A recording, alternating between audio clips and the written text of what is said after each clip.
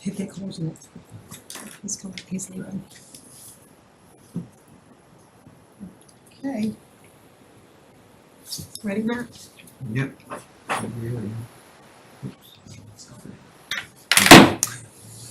I'd like to call to order that October 21st Killam School Building Committee to order.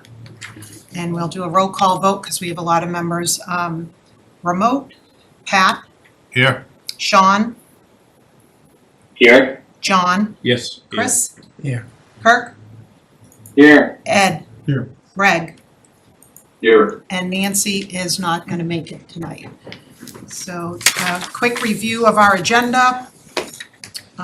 We'll have public comment, liaison reports, we'll have an OPM update with financials and a report, an MSBA report. We will talk about chapter 149 and 149A and have a potentially have a vote. And then we'll have a designer update, a review of the PSR comments from the MSBA. We'll talk about the community meeting that's on Wednesday, and we'll have a sustainability update. We're actually not going to talk about the warrant, but we'll bypass that when we get there. Approval of prior meeting minutes, and then any future agenda items. So we'll start with any public comment. Jackie, any public comment on anybody with their hands raised online? No hands on Zoom. Okay, thank you. Okay, and we'll go to liaison reports. Anybody want to take a shot at a liaison report? I'm good. All right. Anybody online with a liaison report? Greg says, can you put the video on in the room? The video on. Yeah, he says they can't see the video. We're seeing the screen share instead of video from the room. Could I just make a comment, which I can't think of a better place to put it. I never received any response to my comments on the geotechnical report. Your response to LBA? I sent a response on to LBA. Was that recent? No, this That was was a while ago. way back, and I never got any feedback from them. And Okay. it was promised, we talked about this at 2 or 3 meetings ago about, we never got a response, I never got a response. Okay. And I still haven't got a response, so, Does that ring a bell, Jen? Yeah, I will follow up on that. Thank you. maybe it could be put as an attachment to the next meeting agenda or something like that, so we all get a copy of the response, or, I don't care which way it is, as long as we get a response. There was nothing really of substance in there, a little bit, but not, Okay. no problem earth-shattering by any means. All right. I have it as a comment to put on our next agenda item as well. Okay. We moving right along to the OPM update. The financials. We'll jump back to the sharing screen here, but hopefully people will still be able to see on the side maybe. Yeah, we can see you now. I think the camera was turned off before. Perfect, thank you. All right, so we're gonna go through the OPM financial reporting and the MSBA report, which is our typical process that we have here. So one of the things that did come up, we met with the MSBA just recently. We were working on getting some questions answered on what we call a BRR, which is a budget revision request. So some of the changes that we've made, some of the amendments and things like that you've provided for us and for the design team, we just have to submit those to the MSBA. When we did that, one of the things they noted to us is that if you may remember previously, we had an architect, and I'm going to zoom in here a little bit here. We had the architect feasibility study line, we had the OPM feasibility study line, we had environmental and site, and then we had other project costs. In addition to that, we were carrying the balance of the contingency down under owner's contingency. And that's typically what I've been doing, but what the MSBA said is in this early phase, they really only have those first four cost codes.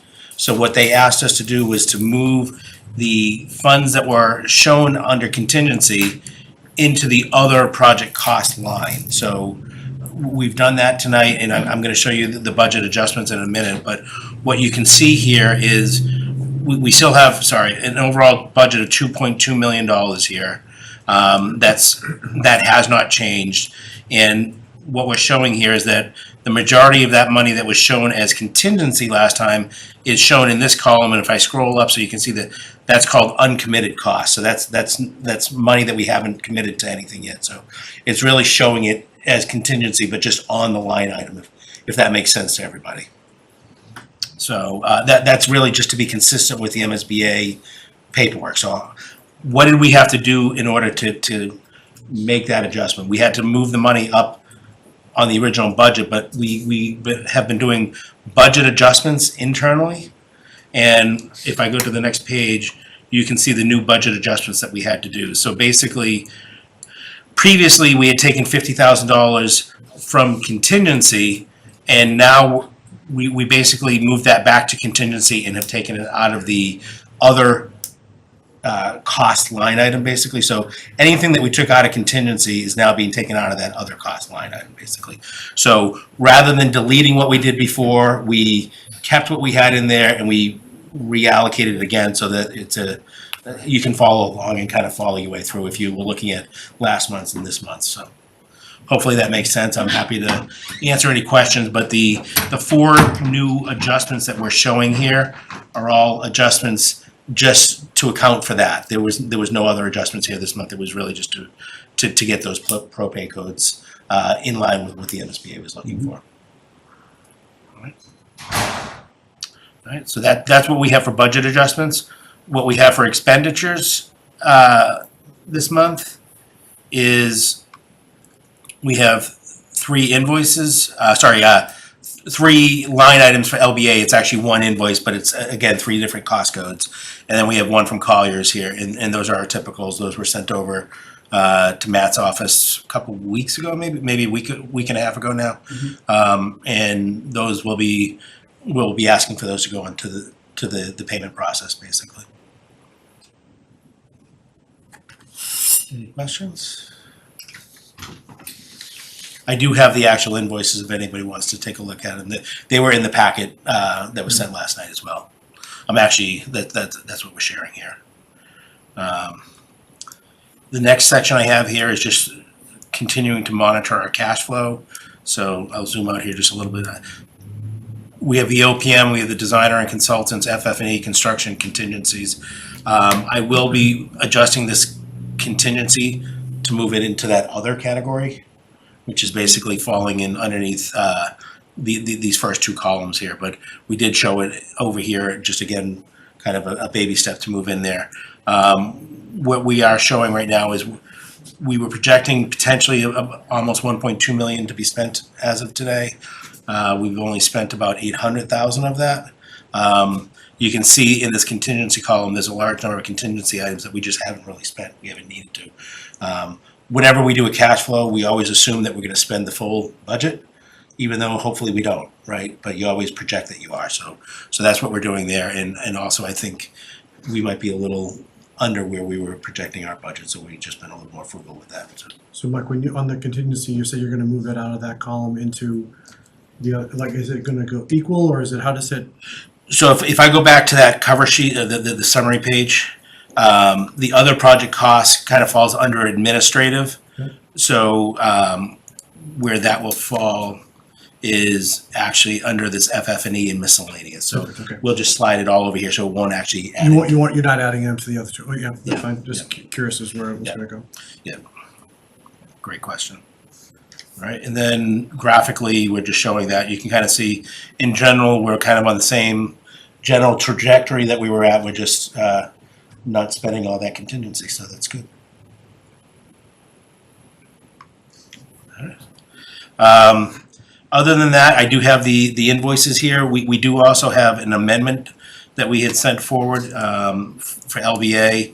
It's a small dollar value. It's $2,700. So if we read the LBA contract, they're allowed to bill for reimbursables. This was for making presentation boards and things of that nature. So while they're allowed to bill it, we didn't have a line item set up for them to bill to. So this is basically just adding that line item in for work that they've already done.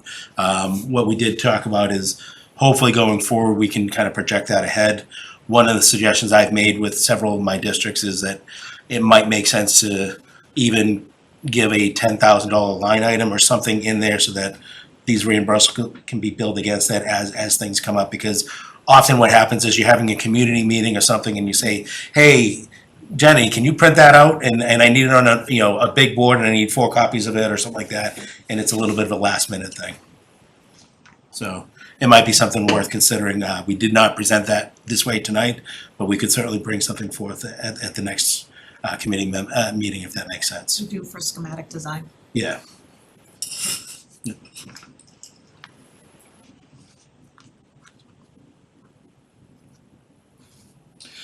So I think on this one here, this was submitted by Shirley. Again, it was $2,753.94. And if it would be okay, it would probably be good to have a vote to approve that so that we can get that into the system.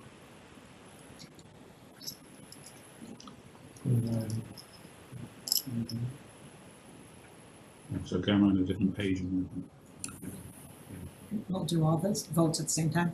Oh, sure, yep. All right, and I think that's, so it's, the documents I have supporting here, it's the Collier's invoice, it's the LBA invoice, and then the LBA amendment number 9. Those are the 3 documents that we have as part of the package, and then from there, I'm gonna go to the MSBA report, so, Oh, okay. yeah, I can go to that after. So I have LBA amendment number 9 and Collier's invoice 20910. And LBA's invoice. What are we, So let me give you the numbers. It's Collier's invoice 988260. The total on that is $16,870. The LBA invoice is the 20910. it's a Collier's invoice. I'm sorry. No. No. No, there's a Collier's cover letter on that, but it's an LBA invoice. Okay, And the total of that is $71,612.80, but it is broken down into 3 different activities: schematic design, traffic, and soils testing. and then Norton, and then. And then the LBA amendment number 9, which is a commitment for $2,753.94.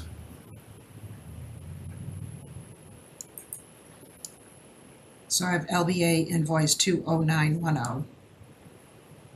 I have 3 LBA 988260 and LBA amendment number 9. No, Collier's was the 988260. Yeah. Thank you, You want me to take a pass at this? thank you.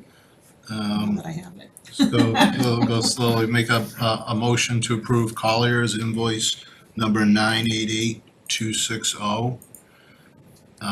LBA invoice number 20910, and LBA amendment number 9.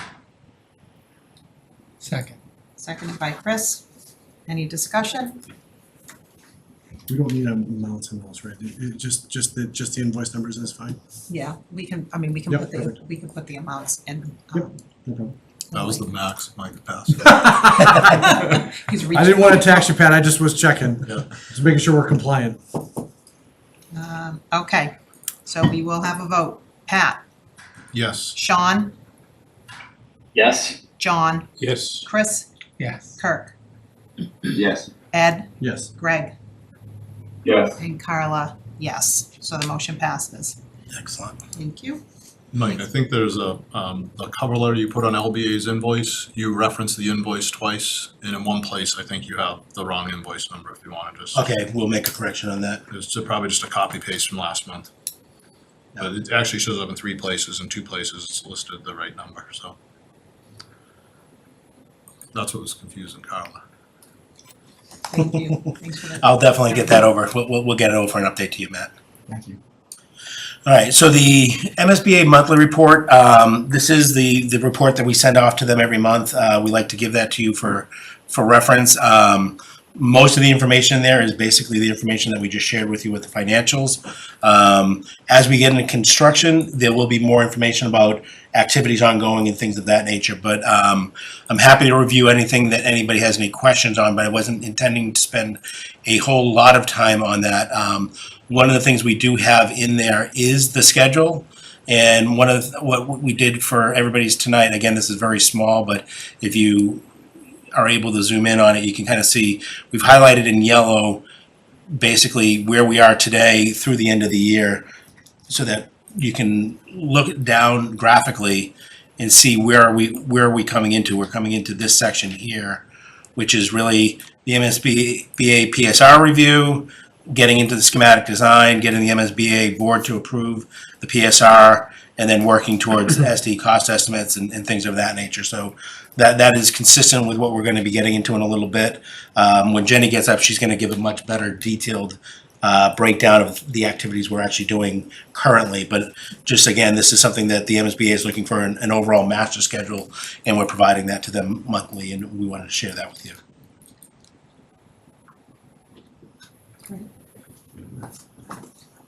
And if there aren't any other questions, I think the next section that I was going to move to was going to be talking about construction delivery methods, 149 versus 149A.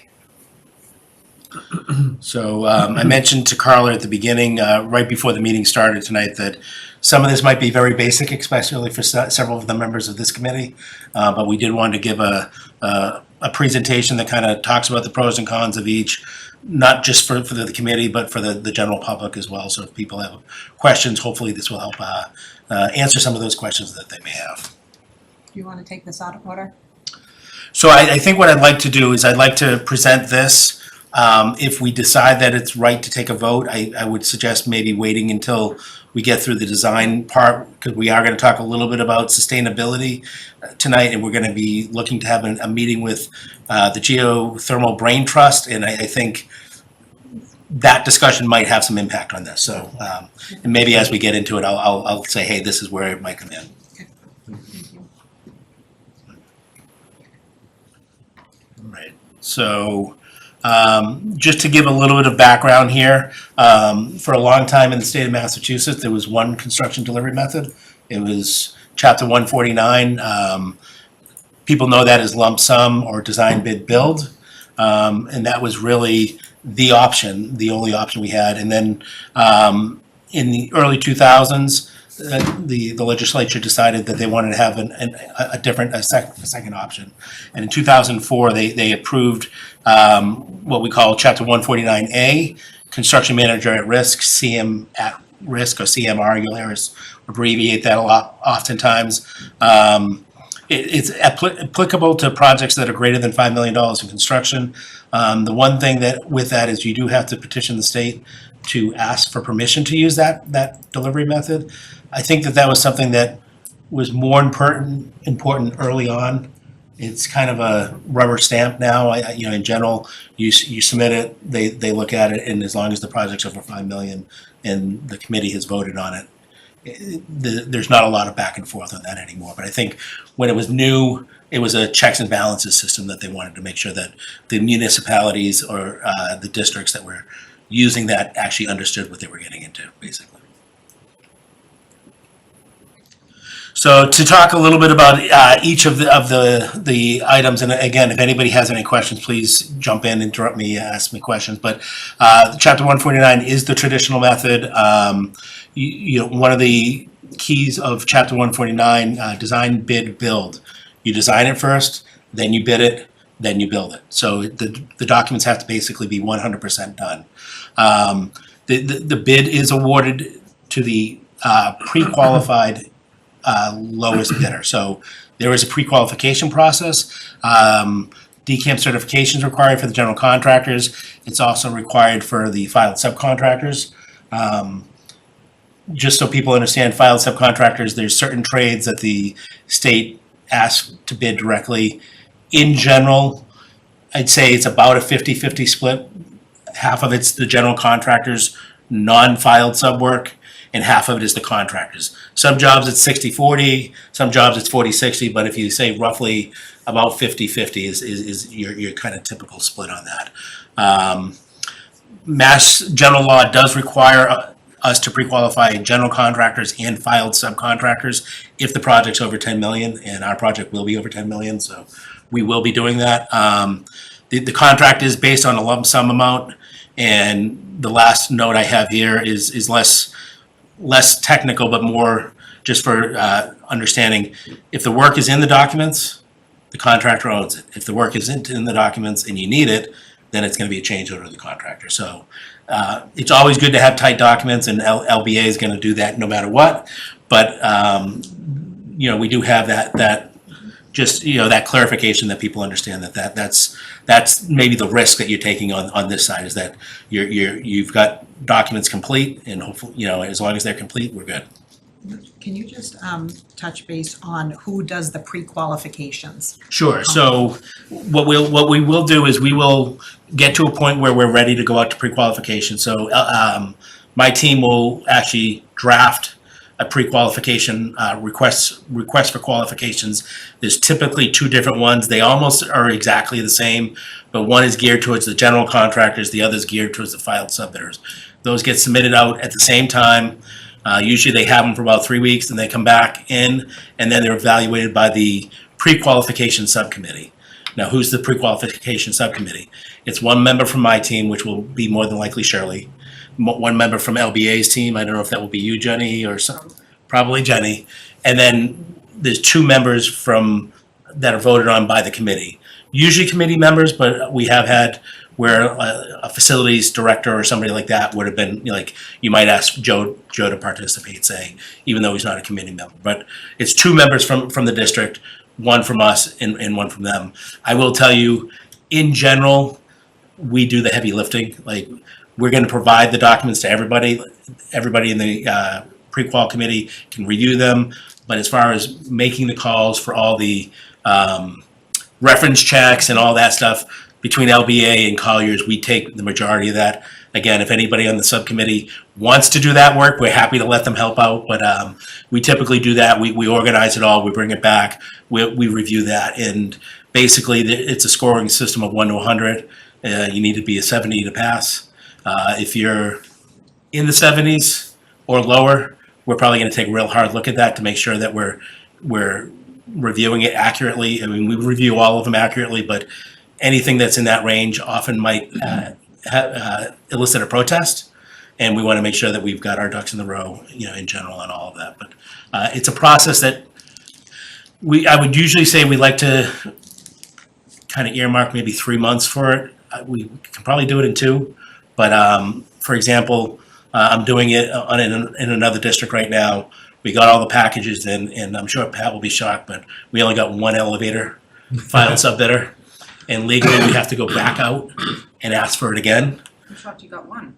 Well, that's kind of the status quo over the last decade or so, that you might only get 1, or you might not get none. Oftentimes, we get 1 the first time, we get none the second time, and then we're allowed to then assign that work to the general contractor. So then it would become part of the non-filed side. That 50-50 split is now 48-52 or something like that, basically. But because of the little things like that, we always want to have a little contingency built into our schedule. Thank you. Great question. All right.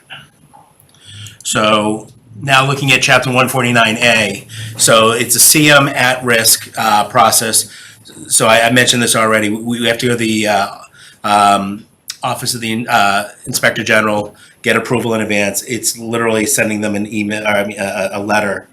It's almost a form letter, just saying that the district had voted to proceed under this process. What we do have to do is we have to wait until the MSBA approves us. We get our funding, and the MSBA gives us the official go-ahead to get into design development. And the reason why I mention that is part of the benefit of bringing CM on is having them on as early as possible so that they can give the maximum benefit.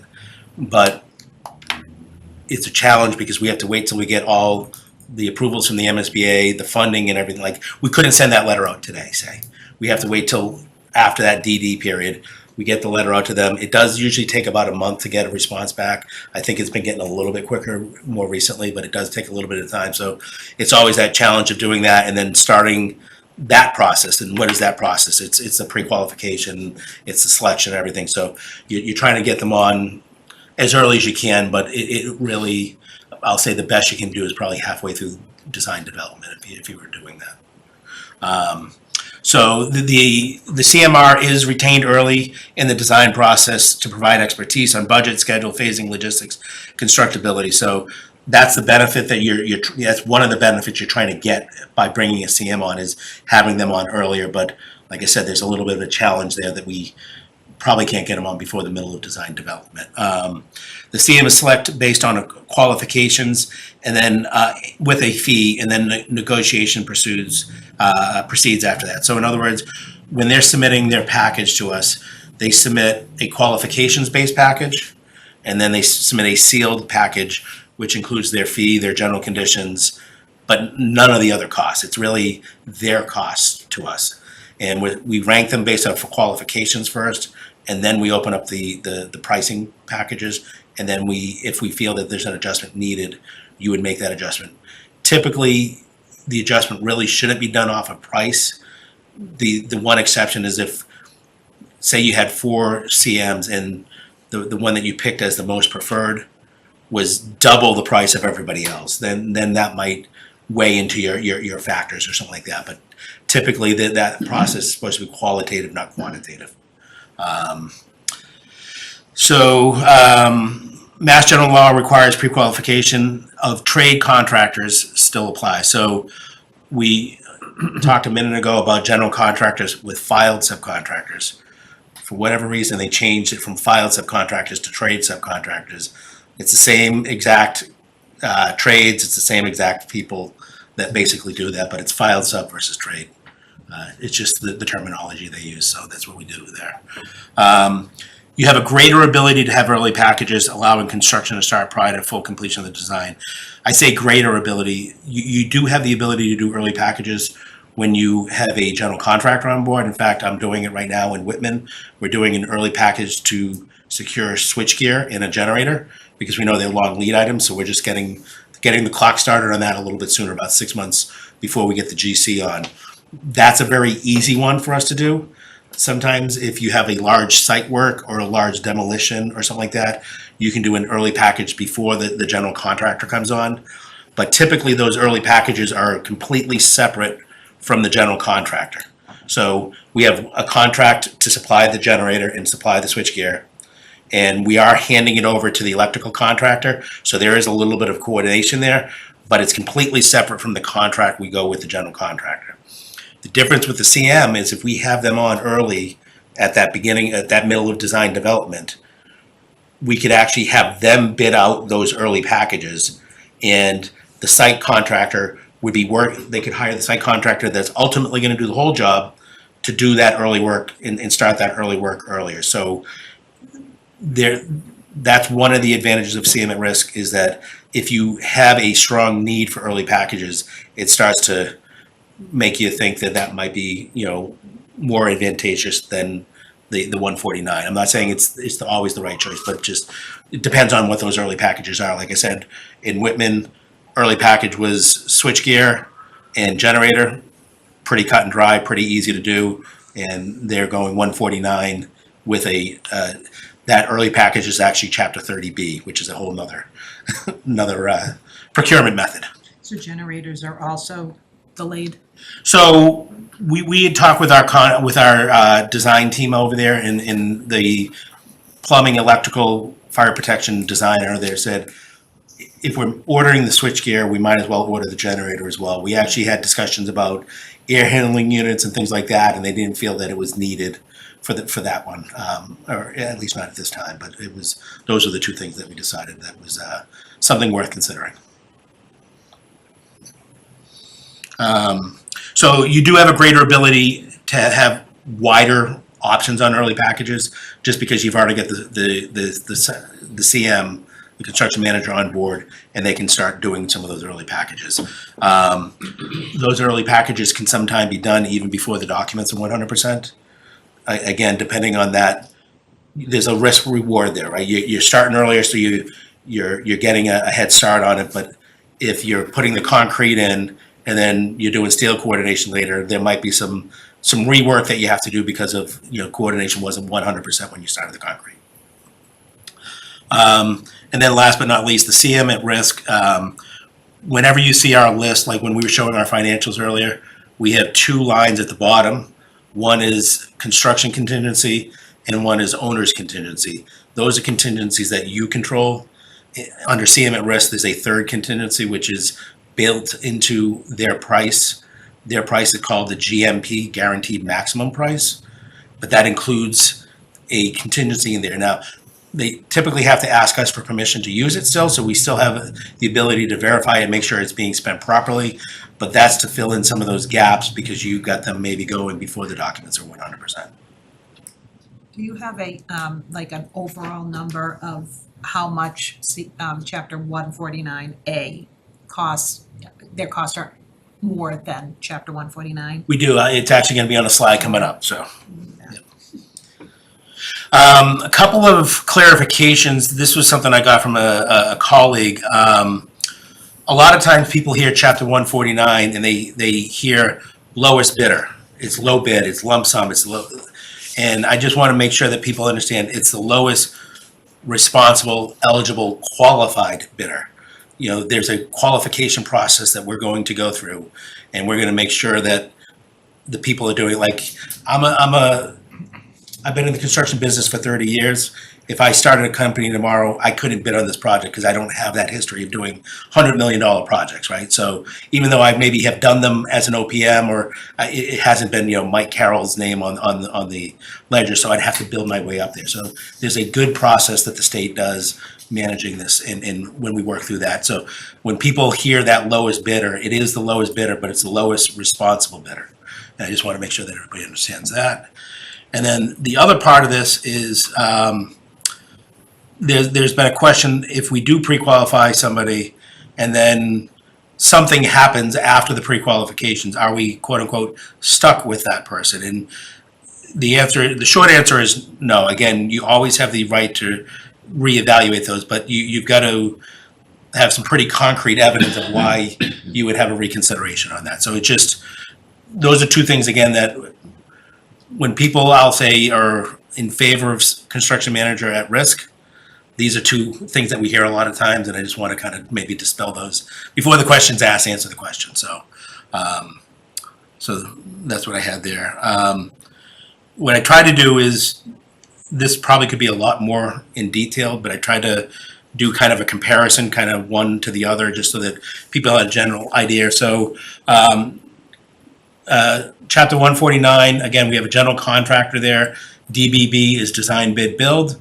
Chapter 149A, we have a CM at risk. So the first one, it's a more familiar process, and we do have pre-qualification of both general contractors and filed subbidders. The CM at risk, the builder is, they say he's part of the team starting in design, so they're on a little bit earlier. Again, we have a pre-qualification of the CM at risk and the trade subcontractors. So not a substantial difference there, other than the timing of when you're bringing somebody on. Looking into the next section here, we have for the general contractor, the design, bid, build, chapter 149, we have to have the documents fully complete. So you're waiting till the documents get 100%. They're bid, and then they're bid. It's a linear process, reduces the opportunity for early packages, not eliminates. Again, reduces, just we have to look at those early packages, and there's really no input from the builder during the design process. So you do have a very talented design team, and you have an OPM, and we have the knowledge of this group here to help us with logistics and things of that nature. So we can continue to work through that, but you don't have the actual builder. And I'll tell you, if we came up with logistics, I could come up with one plan, Jenny would come up with another one, Pat would come up with another one, great, everybody that, would come up with their own version of it. Doesn't mean any one of them is wrong. It just, people have different ideas, different ways of going about it. So, On the CM side, if you have them on early, they can help with the logistics, they can help with that, and it's going the way that they want to go. Now, sometimes they want to do something that isn't so good for the students, and again, it's not that they're not paying attention to the students, it's just that they're looking at the construction side of it. That's why you have us there as well. So we're always going to be working on that. There's a greater ability to fast track the construction with early packages, again, if it's needed. I think, where was I recently? My daughter was playing volleyball recently, and it's a new high school, and they blasted like 75 feet of ledge to build the school. And that's something that that probably took a long time, and they could have done an early package maybe to get going on the ledge. I think it was, I forget where, it was near Waltham. It was out on 128 belt. But anyway, there's opportunities for that. Going into the next section. Mike, before you go, Yes, sir. is it true that design, bid, build is, you have more control or more certainty of the project getting done on time than with the other method, 149A? My experience that design, bid, build is you can really, persuade the contractor that here's the deadline, you've got to stick with it because the liquidated damages. Very much more difficult to do it when it's where you're negotiating prices with all kinds of trades constantly. Nobody's responsible for overruns, people get in each other's ways, and nobody's responsible, and in the end, the project goes over time, but nobody's responsible for it. Is that true, or is it just my experience? So I think what I would say is, from my experience, CM at risk public and CM at risk private is maybe a lot different. CM at risk public has a risk there, just similar to what you mentioned, John. But I think the key to that is, we mentioned the GMP, that's the guaranteed maximum price. So on a private job, that guaranteed maximum price is often done before the documents are even 100%. You're negotiating it, you have some qualifications in there, and you finalize that guaranteed maximum price, and now the contractor owns that. He has contingency in there, but he owns it and he's moving forward. What I've seen on the public jobs in times, I was working on a project with a contractor once, and my job with him was lump sum 149, but he had another job that was 149A, and I said, oh, what was the final number on that? He goes, we haven't finished it yet. I said, what do you mean? He goes, well, we haven't signed the GMP yet. I said, aren't you in punch list? Oh, And he was literally in punch list and hadn't signed the GMP. So I will tell you, my experience, CMs try to delay that as long as they can, because the longer they delay that, the more they've bought out, the less risk they have, and the more risk you have. So what I would tell you is that the key to trying to minimize that risk, John, is that we make sure that the CM understands that we are going to establish a GMP, and we're going to do it as early as reasonable. Typically, it's going to be after you get your trade subcontractor bids in, and they've done a lot of their work. They know where all the other trades are coming in, so they really can't establish it then. They like to try and say, oh, I want to wait till I buy everything out. But I usually recommend, no, we're gonna push forward a little bit quicker than maybe what they would typically do, because once you sign that GMP, the dollars are locked in and the time is locked in. The time is locked in? Yes. Now, there's always a chance for change orders, unforeseen conditions with either option, but yeah. Just as an example, when you sign the GMP, or if you have a lump sum, if we come along and we say, you know what, we want to change this. We want to change something that's going to cost more. In both situations, there would be a change order. Yes. In a lump sum, there would be a change order to the contract. At CM at risk, there would be a change order to increase that GMP. Yes. Even though they are holding a contingency, they would still increase that contract. That's in a fair. situation where we come along, we say, hey, we want to add a little, you want to do whatever. We want to upgrade this. We want to upgrade the tile in all the bathrooms. It costs $50,000. That's going to be a change in both situations. 100%. So when we say guaranteed maximum price, it's guaranteed maximum price for that project, that scope. Yeah. Yeah. We're going to add a football field to the project. That's a very easy thing. That's a different project now. So that would be an increase on either option. That's absolutely correct. Even, even to Pat's point though, even if it was probably gonna be within their contingency, you'd still, Right, they would increase that because they wanna hold that contingency for any problems that they have. Yeah. With a school, it's a little different because, you know, the kids go back in September every year. Therefore, there is a hard deadline with a school. With Yeah. many projects, the deadline is, people talk it about it as being hard, but it really isn't. Yeah. And there's much more flexibility to go over. But with a school, it's very different. You've got to have that whip to get the contractor to finish before September. Yeah. My experience is it's much easier to do with the design bid build. The other thing to keep in I agree. mind on that note is that if you did decide to bring a CM on, if you especially decided to do early packages, you're spending money before you finalize the total project. So Yes. while you're getting an advantage, you're maybe saving schedule. There's that potential risk that it comes in over budget, or you don't know at the time that you're releasing that. So again, my project that I mentioned earlier, we're buying the switchgear. We could come into an issue down the line where the whole project is over budget, but we're checking that. We're doing checks and balances with the estimators and the designers and everything, and we're doing everything we can to mitigate those risks. But with the CM, you are potentially spending more money up front before you really know where the final price is going to be. So I think I'm into the third section here. Lowest responsible eligible bidder, quantitative cost drives it. So when I say cost drives it, that's because we've already done the pre-qualification. So once we've done the pre-qualification, now at that point, it really is the cost that's driving it there. Typically lower initial price and lower final price. Initial project cost is known before construction starts. That's what I was just mentioning. I thought I had it in here, but I didn't see it when I was reading through quickly. Preferred, on the CM side, the preferred vendor is selected qualitatively. So looking at the firm as a whole, looking at the team that they're providing, looking at the services that they're projecting. Typically higher initial price, typically more expensive than GC option. Really, two of the things that are driving that. One is that you are bringing them on earlier, so they're providing additional services that in theory that the CM is, that the GC is not. So if they're on for an extra 8 months, there's a cost associated with that. But the other part of it is, I mentioned that there is a contingency within their price that, we tend to see that helps, that does tend to drive the price up a little bit. And I do have a slide on that. And then price is not finalized until the GMP is complete. Again, you're going to have us doing checks and balances that whole way through. We will be working with the CM.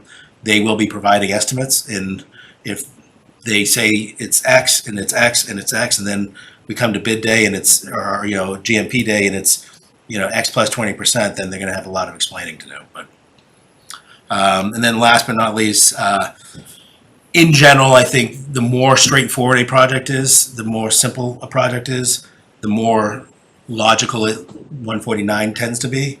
The more complex a project is, if it's a addition, renovation, occupied, multiple phase, 10 phases or something like that, it tends to go more towards that CM side because you're getting that CM on board. Again, that logistics, we can come up with logistics which absolutely works, but when the contractor that we have or the CM that we have comes on, inevitably there's going to be something in that logistics that they want to do differently. So if you have them on earlier, it kind of helps with that process. Make sense? All right, so this was the question you had a little while ago, Carla. I want to ask about MSBA reimbursement, with the difference of the two. Sure. I know we're getting into the nitty-gritty, but. So this, let me run through this and then I'll answer that question. So I said this is from the MSBA website. The document was titled Range from 2022 to 2024. But when I actually looked at it, some of them went back as early as 2020. I didn't want to cancel them out. I wanted to give you a bigger sample size. So we kept them all in there. So they were showing 37 projects. 16 of them were GC, 21 of them were CMR. The average construction cost for the GC was $577. The average construction cost for the CMR was $624. I did try to take a look at projects from 2020 to 22, and then 23 and 24 because their costs are going up substantially, and the number of projects of each were about you know, it wasn't enough of a difference that I wanted to separate this out into more detail, but I can certainly provide that if you want. Just a couple of the other things to notice here is the average GC design bid build project was $91 million and 158,000 square feet. The average CM project was $130 million, 210,000 square feet. So again, the bigger, more complex projects look like they're leaning towards CM at risk. And then last but not least, just looking at the 2020 to 22, and then the later, what I noticed, if I had gone back early, and Pat might kind of be able to weigh in on this as well, is if you look at projects from like 2012 to 2015, 16, there was a lot more, like CM at risk was newer, and I saw a lot more projects going that way. And then I think I kind of saw it swing back the other way more recently. So I think what we saw early on is that there was a lot more project going CM at risk, even if it didn't necessarily need to. And now I think districts are being more prudent to look at the both options and pick the right one for their project. So that's what I'm seeing, is that 4 years ago it was twice as many CM at risk jobs as there was GC, but over the last 2 years it was 7 of one and 7 of the other. If the MSBA project seems to be hitting a steady state where it's about 50-50. That's what I'm saying, exactly. But on Yeah. the municipal side, it's probably much more dominated by design bid build. Correct. By municipal, I mean fire stations, police, everything in the town except a school, which is probably not as many buildings as there are schools. And Carly, you asked a question about MSBA reimbursement. Yeah. So it used to be that the MSBA would give you an additional reimbursement for CM at risk. They no longer do that. So that was again, maybe I can get you the exact date, but it was about 4 years ago, maybe 5 years ago, that they stopped giving that. When I was doing two projects in Braintree, the first project actually went CM at risk and they got the point, and then the next project actually went design bid build and they didn't. They weren't going to get the point anyway, but they didn't go it. And in the scenario here, the 577 versus $624 per square foot, there's all kinds of things that could go into that. That's an 8% difference. Yeah. But from a reimbursement standpoint, both schools, since all those numbers are probably in excess of the MSBA's cap, the dollar value of reimbursement is probably the same. So like both of those schools are getting like $300 a square foot reimbursement. So the differential is actually on a percentage basis kind of exacerbated. Right. So that premium is all on all Right. of the. It's not like you're getting some more reimbursement because the premium's higher. Because you're in excess of their minimum or their maximum.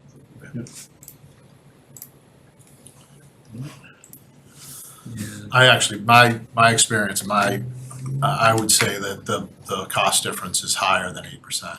Yeah. We've looked at that a little bit, and back in the days, 2012 to 2015, and we saw it being more 10 to 20 and closer to 20% in That's some right, cases. But that's not surprising, because the CM at risk, it gravitates towards the more hairy projects, right? The difficult projects. That's the reason for it. Is you have a very complicated project, that's the direction you go, and therefore it's going to cost more per square foot, probably. When we looked at it, we called out all the renovations, just looked at new Oh, you construction. did, okay. So, I will say the MSBA does have a lot of good information on their websites.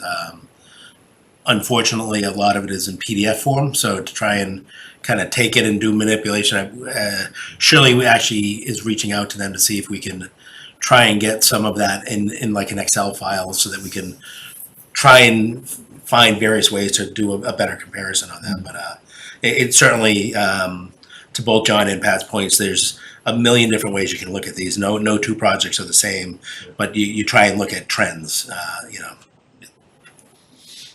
But you don't see any problem with early packages for like site prep or drilling wells with design with build? So I think the challenge there, or the trick there, is if you were doing wells, for example, and we're gonna be talking about that in a little Sure. bit.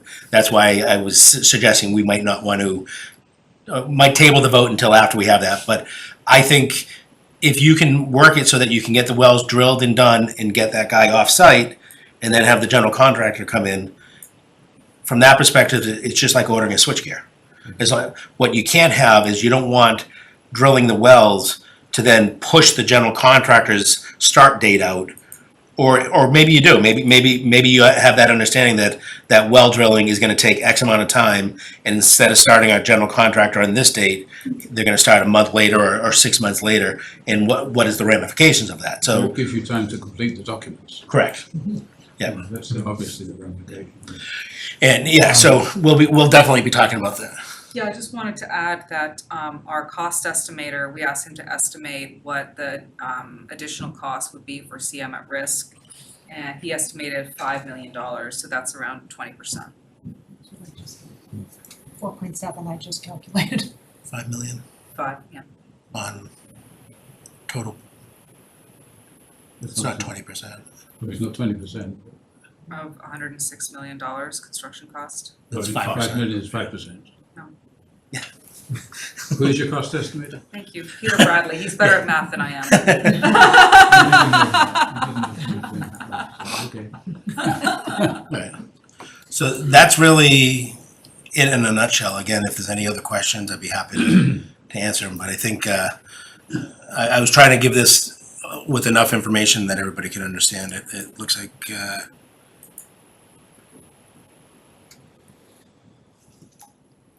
so. Any, May Lee say two things? Go ahead, Lee. Thank you. Whichever of these you choose, your architect will dutifully do the work. I've done both and don't have huge opinions other than you should think about the parts of the project that are complicated. The geothermal well and phasing of that may be one of them, but I want to also bring up that you're going to have an occupied building on site throughout the process. Obviously, we're going to try to cordon off the existing school, but because of that, there's a lot of management that has to go on. And while obviously a GC can do that management, but it's been my opinion that that when we work with a CM, if they're really responsible for a lot of the day-to-day, I'm going to say coordination with the owner and management and site logistics and things like that,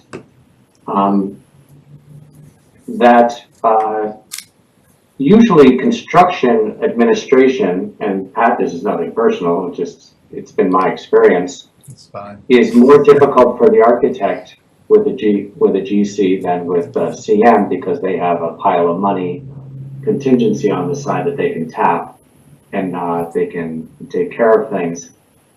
Just keep in mind that the management has to be done by somebody.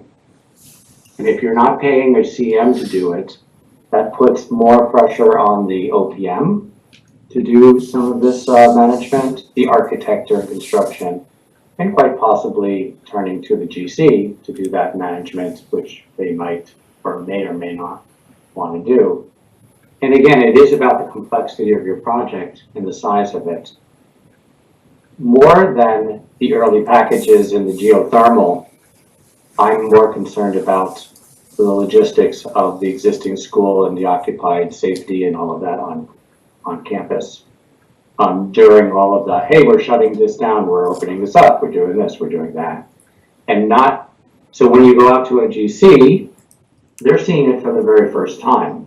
And they're not planning all that stuff, so they come on and all of a sudden they have to plan the world. When you work with a CM, they're working on it for months with you and they're planning and strategizing all of those moves if they're doing their job. And so it's just a different kind of funnel effect in that way. So just keep that in mind. I'm not scared of either one, but they do But I will say that I believe that the architect will probably have more work to do with the GC. I know some people have disagreed with that, but that's been my experience. And it's just work, it's management and a lot more discussion. That's all. And I have a couple of follow-up questions about that. I guess just one broad follow-up question about that. So we've heard about the geothermal, we've heard about the tight site and the need to carefully sequence it, because in my experience for clients doing construction manager at risk, that's one of the real areas where they benefit, is exactly what Lee just mentioned, where they've got an occupied site or they're doing a renovation where they have to move occupants from one place to another and then back. Are there other areas that would potentially lend itself towards a 149A package versus a standard GC 149 package? I don't know. We'll ask somebody else that. But I will say I have a different. I'm not going to answer your question directly. I'm not going to let somebody else answer that. But I will actually offer a different suggestion. Is that maybe Mike and everybody, a strong clerk of the works or somebody on site who is more management oriented and, to take care of a lot of this stuff. In the old days during the SBC, before the MSBA, towns weren't required to get an OPM. They didn't get an OPM. Architects were supposed to be managing all this, and architects aren't the best at managing all this stuff. It's almost not their job, but they're supposed to think about it. I think you're putting a lot. I'd like to hear from Mike about what their load becomes for doing this kind of work when there is, when somebody else is not doing it. Is their work greatly complexified? And sorry for not really answering your question. Somebody should answer it, not me. Lee, maybe I'll try and answer maybe a little more direct. I think in general, the more complicated a project is, the more complex, the more risks there are, the more likely I am to recommend CM at risk. So if we're doing an occupied addition renovation job that's multiple phases and we're going to be moving students in and out, I'd be hard pressed to recommend 149, but I will tell you right now, I am doing exactly that in Webster. So it's an occupied ad right now, but what we did in Webster is we brought in modular units, 14 classrooms, and we moved a whole wing out into that classroom, and the contractor has a whole wing. And when they're done with that wing, we do a switch around and they go into the middle wing, and then the kids come out of the modulars, go into the new space. The middle wing goes into the module, so it's big moves. So that made, even though it's an occupied renovation, it made it simpler because it's big moves, it's big chunks. And the building lent itself to that. The building was literally built as like 3 separate pods that you could very easily segregate. Oftentimes I'll say architecturally, it's easy to just draw a line and say, that's phase 1 and that's phase 2. But what happens when you kill phase 1 and the contractor's in there and you have no heat in half of phase 2, or you have no electricity, or you didn't realize the electric room was in phase 1 and you got to take it offline to put it into the new location. There's a lot of different things like that happen. So I think the more complicated a job is, the more likely or the more benefit you get from having somebody helping out early on. This project specifically. More specifically to Kirk, even so, on this project, at least we have the existing building being used, a line across the site, and a new building being done. So it's basically you're building the new building, keeping everybody away, then you move into it, demo, and then move in. So it's not as complicated as Mike just said. It's not moving people all over the place. We're trying to do it in 2 shops. And that's exactly what I was going to say. I think you're kind of in that middle zone here where you're just trying to make the right decision, based on what you think. But I still think, Mike, that somebody has to plan all that.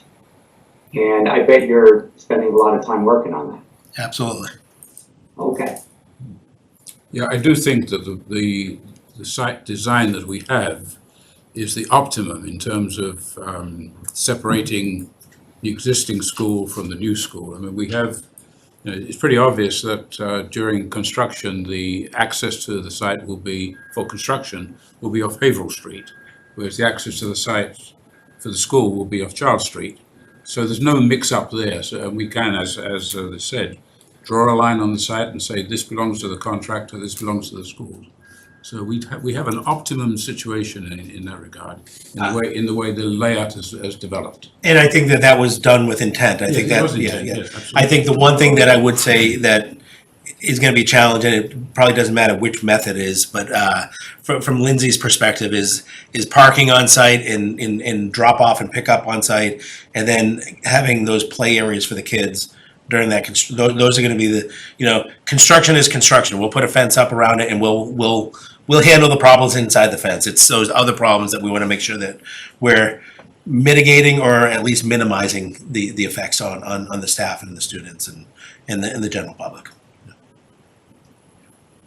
And I guess just to follow up, I guess, and when we have a vote, I guess we can talk about this a bit more, but I'm just thinking in terms of a continuum between a very simple design where it lends itself very strongly to 149. The design is pretty simple. The logistics are simple, all the way to the other end of the continuum where it's very complicated. Maybe you've got an occupied building, all the things we talked about. And I guess my question is, where do the construction pros on this committee think we are on that continuum? I guess I'll chime in on that. I think we're pretty far. I don't think it's terribly complicated. It's a new building. That's pretty straightforward. There's always going to be complications. Constructing a new school adjacent to an existing occupied school has been the modus operandi in Massachusetts for the last 20 years. I know I've been involved with at least a dozen of them, and they'll be done CM at risk and design bid build, but most of the time design bid build. The project size in the appetite of the committee. Some committees, would do CM at risk, just they want to try something different, try that method. I think the project lends itself to design bid build. I'm sort of, that's the world I live in, so it's easy for me to say that. That you definitely get more services from a CM. I'm sure everyone's seen one of our neighbors in the paper recently for not turning over a school on time and not getting kids into the school. That was a CM at risk project with a very highly regarded CM that got to get in there early and do all the planning and pre-procure equipment. And at the end of the day, they couldn't get the job done. If we want to have a job that finishes on time and we want to have a successful project, the way we do that is by putting together a good set of contract documents, which we know LBA is going to. We commit to not changing those documents after we told them to do something if we want to keep costs down. And then we work collaboratively with our CM or GC, our OPM, and our architect, and we'll have a successful project. I don't see I see it as at least a 10% premium, and half the subcontractors are the same subcontractors. Whether you do CM at risk or design bid build, you're gonna get the same 4 electricians that bid the job, and the low electrician is gonna do the job. So half of the trades are the exact same trades. For me, it lines up, it's got some complications. We see early site packages where we come into a project and there's things done, utilities, site, blasting, ledge, and the logistics of working adjacent to an occupied school. Those projects are done design bid build all the time. And there might be a little more stress, definitely probably a little easier when you have a CM with a contingency. But we do have $15 or $20 million in fees between the two of you, so I'm sure we can shake out a logistics plan. I agree with Pat on everything you just said, Kirk. I think that we're doing a new building, and we did this on purpose, and we were very careful to build an efficient building off to the side to make this happen, to keep it as simple as possible for you. And yeah, we all deal with the stress. And just so everybody knows that, you have a committee of, many of the people on the committee, like yourself, are construction or developing people. You understand that there's gonna be hundreds of change orders, and hopefully they're all small and all that, just the way it works, because we do our best, and nobody catches everything, and there's arguments over every little thing.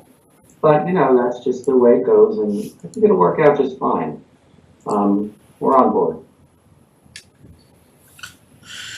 I was gonna jump in and just second a lot of what Pat said, coming from almost the polar opposite side of his experience. Mine's almost entirely in the CM world, at-risk GMP. But I agree with everything Pat said. I think that conceptually the project is fairly straightforward from a logistics and a separation and construction perspective. I think the completeness of the documents is of primary interest when you're doing design, bid, build, where a CM at risk provides some value and is very hard to tease out of that premium is how much of that premium is actually the CM absorbing risk in the incomplete documents and completing scope that they are at risk for, right? And when you're doing the GMP environment, the CM that is at risk, that's financial risk, owns reasonably inferred scope. So the documents don't have to be as complete because they're expected to carry that risk as part of the GMP.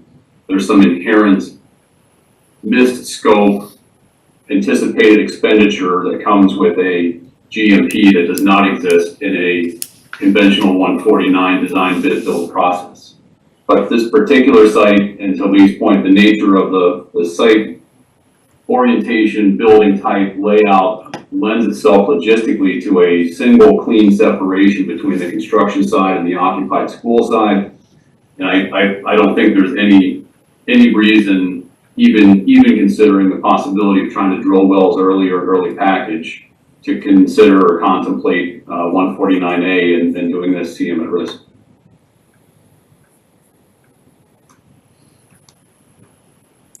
All right. Do you want to answer that couple questions before you move on? Yeah, before I move on and let Jenny take over, I did see a couple of questions from Karen. The first question, I'm going to kind of take them in reverse order here, I think, but how do we emphasize responsible when we're selecting our contractor? So regardless if it's CM at risk or design bid build, we have a pre-qualification process. So we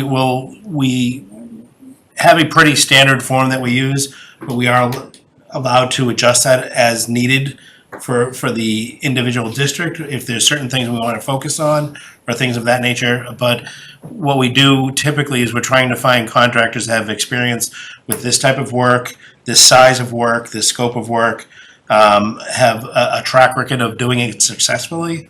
One of the things that we do in addition to the general pre-qualification process, part of that process is they submit their DCAM evaluation, their DCAM score, if you will.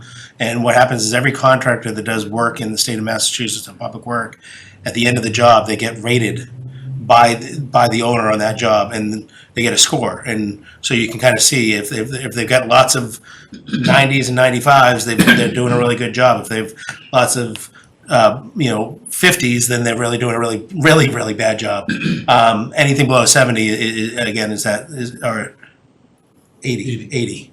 70 on the prequal, 80 on the DCAM. Anything below 80 is considered a bad job, if you will. So there is a lot of information we can get from the state. Again, we do a lot of reference checks and stuff like that. We have LBA's team and our team, and again, the people here that kind of know a lot of the industry and know what's going on, and you can use that knowledge as well. So I think we're in a good shape to make sure that we have the responsible bidders. But I will let you know, last part of that question is the responsible bidder is like a legal term. It's actually kind of defined by the rules and the regulations that are set forth by the Mass General Law. So when we do pre-qualifications, we talk about how many points for each section and what you have to do to get those points, and it's really pretty prescriptive. So there's not a lot of personal input in that. It's either they have 4 projects that meet the criteria, or they don't. Or if they only have 3, they only get 75% of the credit, things of that nature.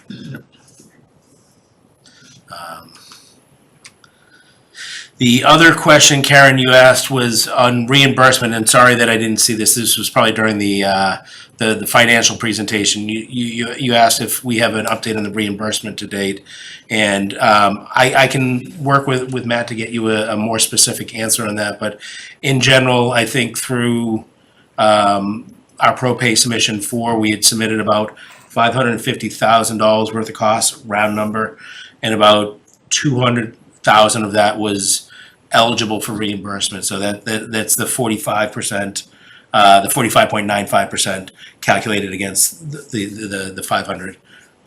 Sorry, 252,000. The 202 was minus the payment that was being made at the time. So just again, I didn't do the math, but I bet you it's right about that 46%. Sharon just answered. Did she? Yeah. Okay, She said we received $241,605 so far in MSBA reimbursements. And she just submitted a reimbursement for number five, okay. covering July through September for $308,144. Perfect. Thanks, Sharon. I was trying to kind of pull that up on the fly, so that's good. And Lindsay, I see you said you're stressed. Don't worry, we got you covered. All right, so with that, if there's no other questions, I would suggest that I think a couple of things we are going to be talking about here in a little bit with the geothermal and stuff might affect this. So if we're going to consider doing a vote, I would ask maybe to hold off until Jenny gives her presentation, and then we'll go from there. Right. Jenny, feel free to stand, or you can come sit too. Since you want. Anyone you want. I'm good. Okay. So just checking in on our schedule here, like we do every time. We're the week of October 21st. We are just getting started on some of our programming meetings with the school. We've been developing the layout of the floor plan further, and we have some progress to show them, some options to show them. And we're still working on setting up several of these meetings, like instructional technology and AV and security. And we finished the MSBA PSR review, which I will talk about. So one of the important things that was included in the MSBA PSR comments is they made a determination about which spaces they will reimburse. So this is a summary of their decision. So they will participate in funding, and these are all items that we were, not sure about. So they will participate in funding other parts of the project as well, but these were the items that were kind of in flux. So all 20 classrooms for grades 1 through 5. The STE room, so science, technology, and engineering, it's kind of like a makerspace that the Killam has a similar space currently, so they will fund that, and the storage room associated with that. The specialist offices like literacy, math, and reading tutors. The MLL classrooms, the adaptive PE space, that was a surprise, we did not expect that one. And the 12 RISE pre-K classrooms. They will not participate in funding the extra gym space of 1,150 square feet. That's enough space for bleachers, and then there's a storage room for the rec department. A larger staff lunchroom, which is just the same size as the current staff lunchroom. We wanted a smaller one, and we didn't think that was going to work. Of 187 square feet. Some increases in the admin and guidance area. There's a couple different categories here, but a couple are a larger conference room and larger counseling offices, which we think are needed because of the size of groups that those folks meet with. The big one is all of the non-classroom space associated with RISE, which we knew, and that's 5,855 square feet. And then the extended day office and storage, 500 square feet. None of this is a surprise. And then one area. Except for the one you mentioned on the positive side, all right? Yeah, the only good surprises were on the positive side, where they did agree to fund spaces that we were not sure about, and the adaptive PE was really a surprise. We didn't think that they were gonna go for that one. And then the flex areas, which are the spaces outside of the classrooms, adjacent to the corridor. Sometimes we've been calling them the front porch of the classroom. They said that they would partially fund those, participating in the funding of 2,000 square feet of the 4,800 square feet of those areas. We responded back with an argument that we kind of came up with between Mike and ourselves and LBA. That has to do, that I was kind of here in the pink, that has to do with the maximum classroom size that is allowed. So they had actually noted that we have smaller classrooms than the maximum size allowed.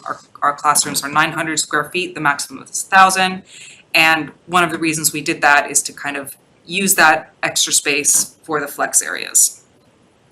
But we pointed out in our response that they did not consider the kindergarten classrooms, where we also did a similar thing, where they allow 1,300 square feet. We made them 1,100 square feet, thereby saving 800 square feet. So we've kind of asked them to give us the other 800 square feet. So every little bit counts. And I feel pretty optimistic that they'll. I think it's a reasonable argument, yeah. So we will see. So if that happens, then all of the flex area. Then 2,800 would be funded and 2,000 would be not funded. Okay, Yeah. I saw the difference is 2,800, so. Yeah. it's Just a- a coincidence, it's yeah. twen- yeah, okay, sorry, Yeah. thank you, sorry about Yeah. that. Any other questions about? Jenny, Yeah. going back to the previous slide. Yeah. Can you go back there? That totals around 5,000 square feet. I don't think so. Sorry, I mean, my math is bad, but We got six, Sorry, seven. 8,000 square feet, sorry. Yeah. that sounds right. So that's about $5 million, right? Something like that? Maybe a little less. What's our 800? 8,000 square feet. Yeah, if you said $1,000 a square foot is what you kind of say. Well, So 1,000 would be. I'm taking it less because the general conditions. So it's about $5 million or thereabouts, so that, which they will not reimburse for. But most of that is in the RISE program, right? Which Yeah, we knew that's anyway. That was a conscious decision. So there's nothing here which is really of consequences there in terms of what they want. No, and we've already built these assumptions, actually this is better than the assumptions that we were working very with when we were yeah. working out the total project budget and the town's share. Yeah. So it's only to the better. Yeah, I think when we had done the plug-in for the MSBA for reimbursement, I think we had about almost twice that much as assumed ineligible. So again, being a little conservative, rather be conservative on the budgeting, yeah. And especially at the beginning when we didn't think RISE was gonna be No. reimbursed at all, so this is great. Can you just give a quick example of the all non-classroom RISE program spaces? So- What's the first floor? Yeah, so it's the admin spaces, it's the office for the RISE. There's a staff lunchroom, there are specialists like speech language pathologist offices. There's a physical therapist and occupational therapist that are all providing services to kids. There's a space we call the big room, also called like a gross motor room. That's an indoor space that's kind of a rumpus room that they can use in inclement weather or to get several groups of kids together. So we were under the notion we wouldn't get anything, so we've gotten something pretty significant. Very, yeah. All classrooms. Yeah, the classrooms, are probably 2/3 of the program. Yeah. Even for RISE. The only other thing to say on this is that just whenever we're talking square footages on, I think any of these, it's net square footage, not gross. So so when people understand that there's a grossing factor that we add in to account for some of the storage rooms, some of the corridors, things of that nature, stairwells, all that kind of stuff. Those we don't program in that we're gonna have X number, X square feet for corridors.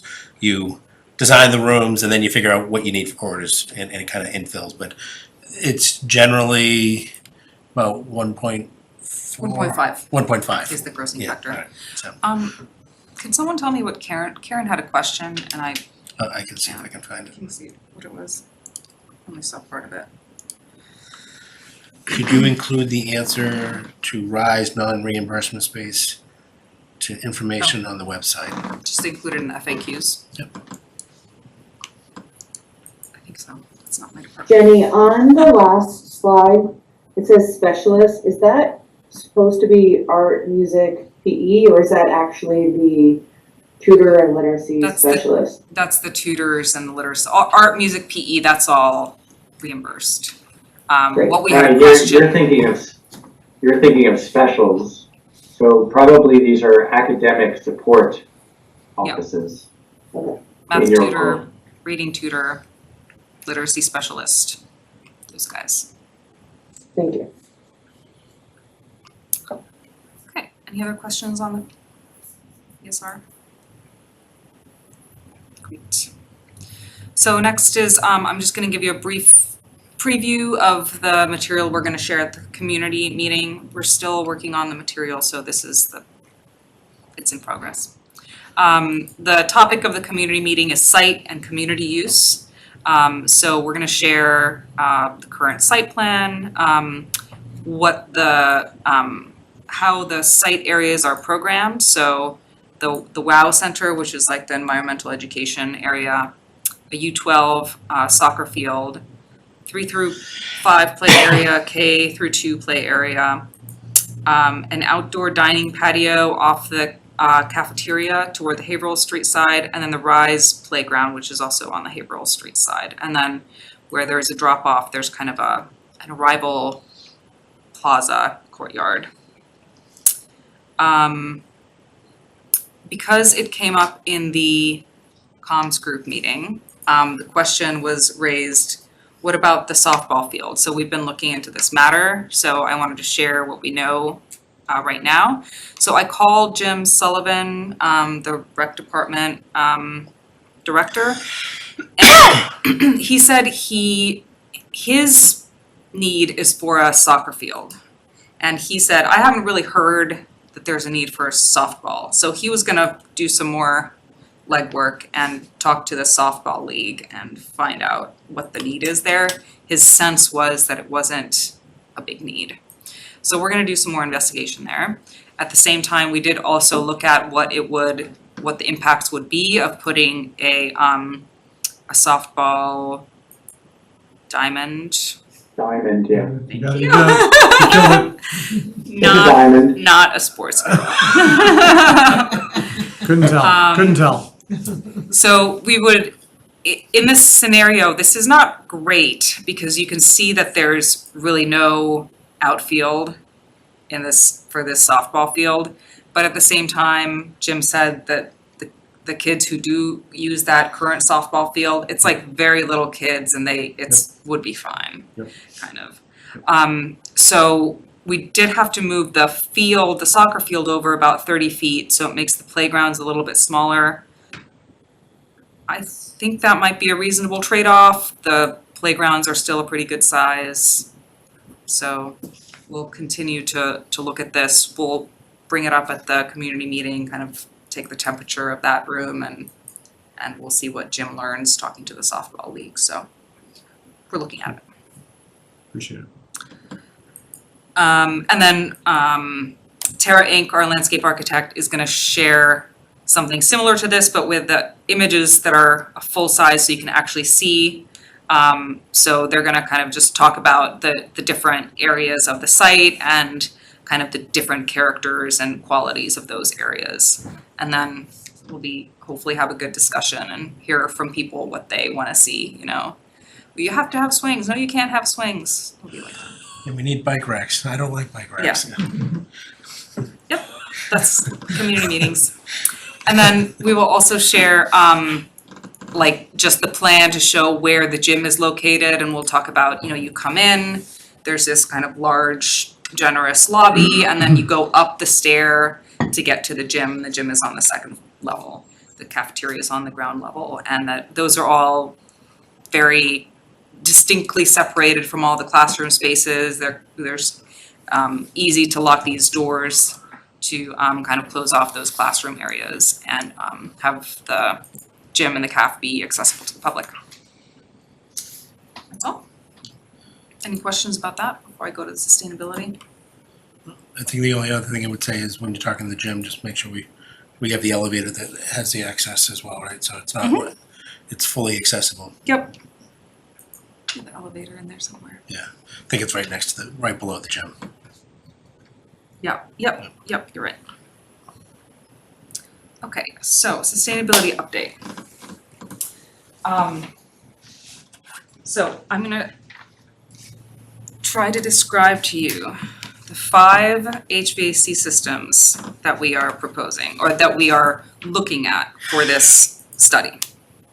So one, and I'm gonna try to do them in a really simplified way, because I'm not a mechanical engineer and neither are most of you. So one is pretty simple, it's the full geothermal. So we have 80 geothermal wells, and the geothermal field is providing all of the heating and the cooling capacity for to heat and cool the school. 2 is a hybrid geothermal.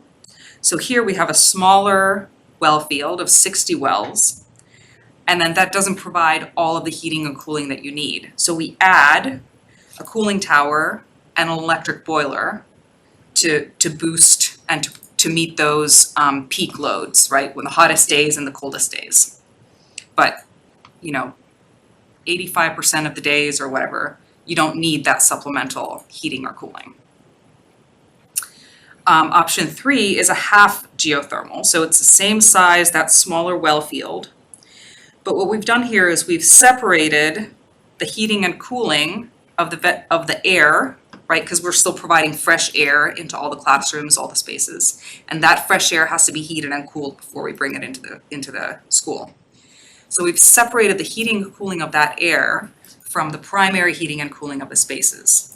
So the primary heating and cooling of the spaces is still done by the geothermal system, and that's pushing through a water loop, hot water or cold water. That's basically in, they're called chill beams, but they're similar to, radiators in all the spaces. And then we have, to heat and cool the air, that's the ventilation air, we have what's called a package unit. This is also basically an air source heat pump, right? Which many people are now familiar with.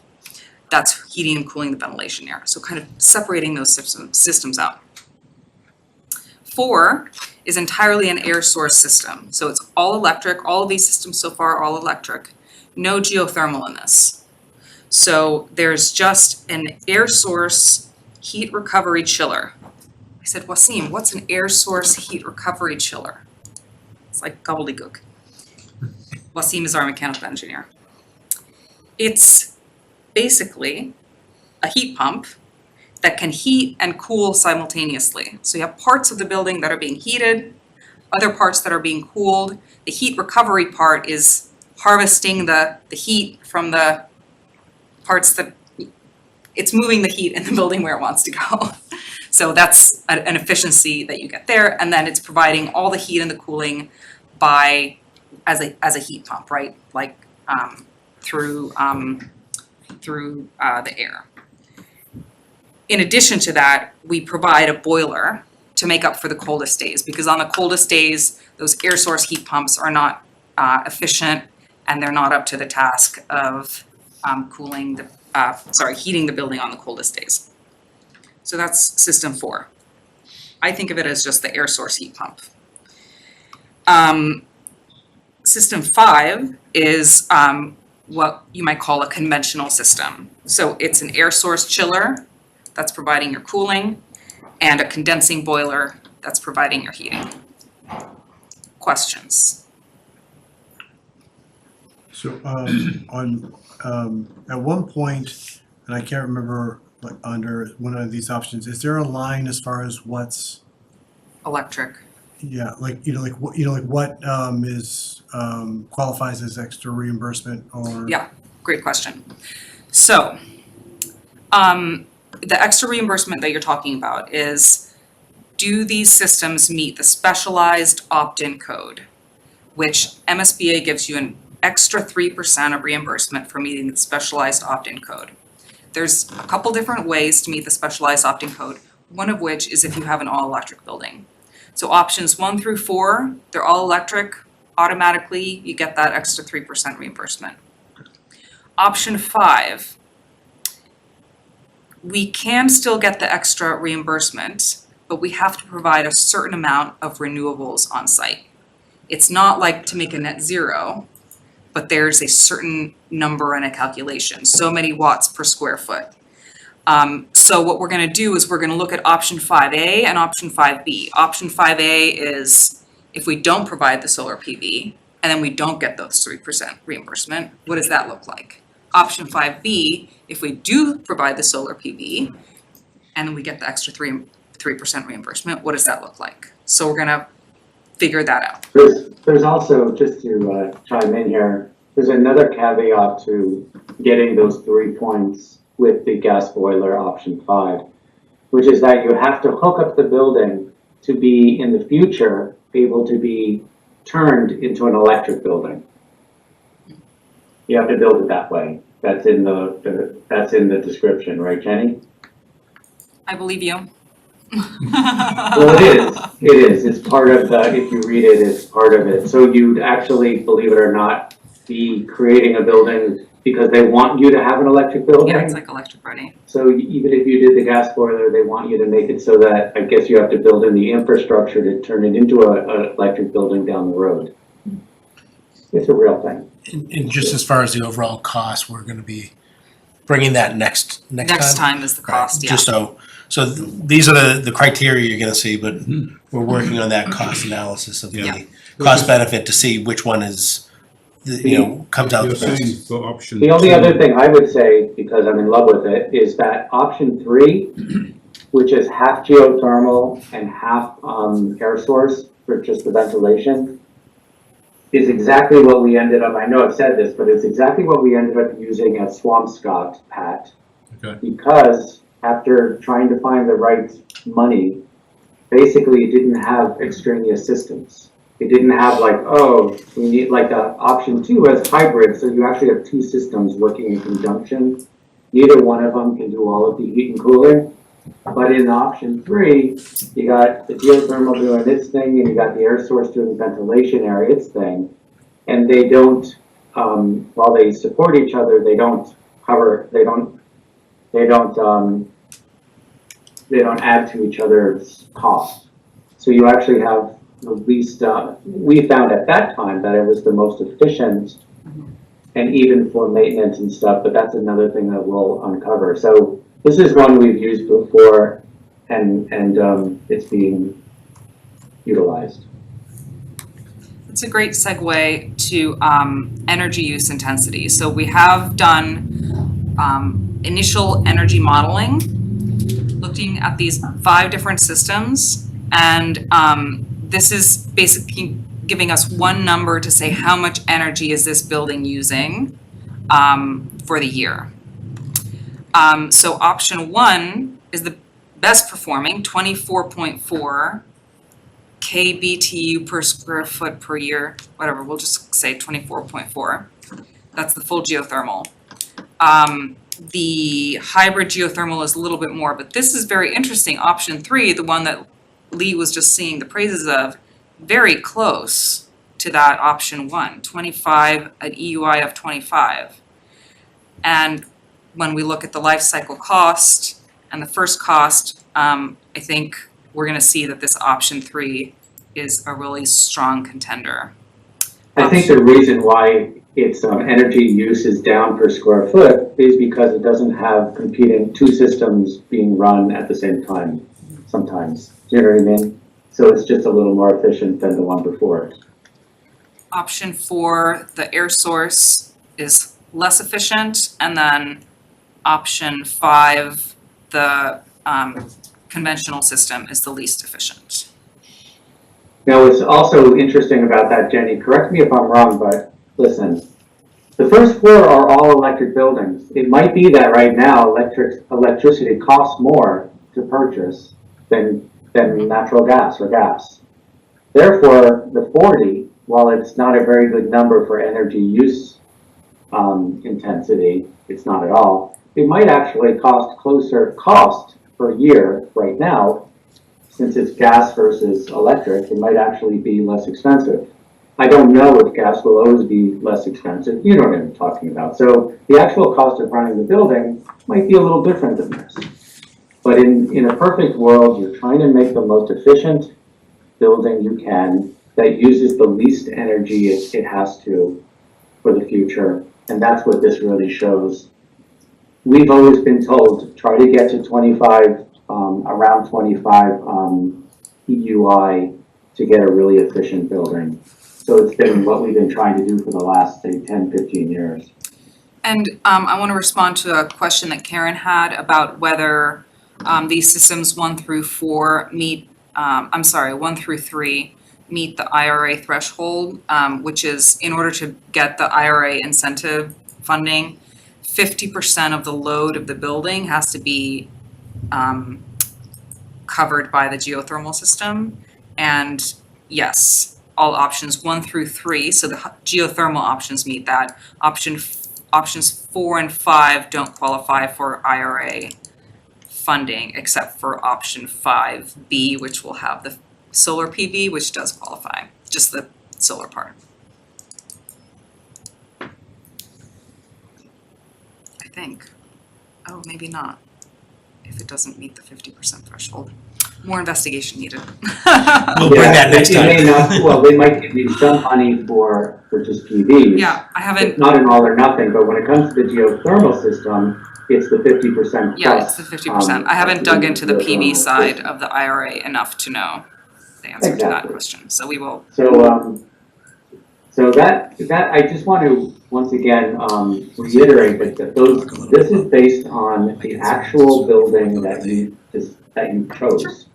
So it's being modeled by Vamshi, our energy consultant, and we gave them. We went over the envelope, like meaning the insulated values and all that kind of stuff with them, how we're going to build it. So it's getting real. And I just want you guys to know that it's getting, like, the funnel is happening. It's getting real. So we're gonna switch, I think, to talking specifically about the geothermal in a second, but before we did that, I had a brief discussion with Carlo last week, and I think I wanted to just kind of bring that to the committee here, just talking a little bit about what does picking any of these mean, and what is the operational maintenance, and we're going to be talking very specifically about costs at the next meeting. And I think right now, I know Joe has been doing a lot of research on this, and we've given him some more information, and we're going to continue to give him enough information until he's comfortable one way or the other, whichever way he ends up. But I just want to let everybody know that a couple of things, I guess. First and foremost, no matter which one of these options we pick, you're going to spend more on operation and maintenance of that building than you do today. Because first and foremost, the building's twice the size, right? It's a bigger building. The other thing I will say, and I think we've said, is that buildings that were built 50 years ago had heating and maybe some ventilation, but usually they said, well, if you want ventilation, open the window. You'll get some fresh air from the window. This building is going to have a full HVAC, heating, ventilation, and air conditioning. It's going to be much better than anything that you could possibly get from that building. With that better system, with those better options, there's filters that need to be changed, there's other things. So no matter what we have, there's going to be additional operational and maintenance processes that need to be done. There's going to be additional costs with that. There's probably going to be training. So, and we're going to make sure we get you all that training. We're going to understand those costs. That's going to be part of that analysis that Jenny is working on right now. And so from that perspective, I think whichever you choose to be the right system for you is going to be the right system, but there's going to be some growing pains, basically. And from that perspective, we'll see what the numbers come out. But typically what we expect is that option 1, 2, or 3 would probably be the least expensive from an operation and maintenance standpoint. And option 5 is probably the most expensive from an operation standpoint. And option 1, 2, or 3 is gonna be the most upfront cost. And option 5 is gonna be the least upfront cost, but the incentives kind of help offset some of those upfront costs. So there's a lot to go in there, but I just want to kind of, I guess, lay that groundwork and let people think about that if there's questions. So just if I'm hearing that, because I do recall Joe, mentioned, I think Joe's. I think he's on there, yeah. Yeah, so in the end though, it's, we're in for more, it's gonna cost more operationally regardless of what we choose. I mean, and there may be some slightly degrees in difference in there, but no matter what, operationally, it's gonna be more for us to be able, cost-wise. If I may, it'll cost more as the whole building because it's twice as big and it has air conditioning and all of that. On the other hand, if you really focus in on energy use intensity per square foot, energy use per square foot, Yeah. if you have a larger building and it's 25, EUI, but your existing building, I wouldn't be surprised if your existing building isn't 60 or 70. Greg, I mean, you look at, when we look at these old buildings, because of its lack of insulation and all that, it might even be worse. So you're actually, whatever you're pumping into that is heat, is going right out, literally right out the window, if it's being held in. And this way, you're actually being so much more efficient that you know what I mean. So there's another way of looking at it per square foot. You're actually going to be paying, I believe, a lot less. Yeah, I think that's fair, Lee. I just thinking about it from the standpoint as far as how we operate and how Joe and team operate within Reading today, just structurally as far as how they are maintaining, and they're doing an excellent job doing it. And I think that gets to your point, Mike, because this building is a new building we're going to bring online. We don't have a building like this.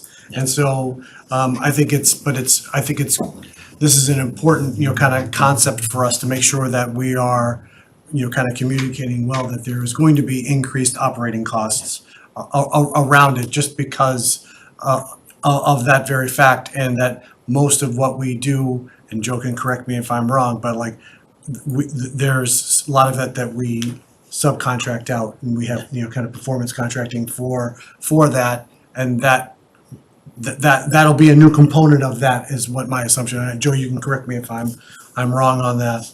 And the one other thing I'll say in that is it's operation and maintenance.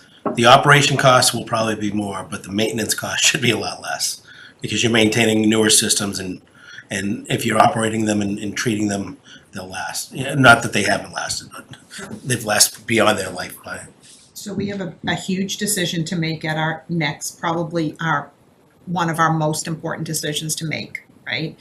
And I want to make sure that we're getting from the subcontractor that you have first costs, life cycle costs, incentives, and operational / maintenance costs. And MSBA reimbursement, Yes, if there's any differences. for all 5 of the options, So the operational cost will be part of the life cycle cost, okay? part of that bucket, but yes. But we'll be able to kind of see how it's pulled out.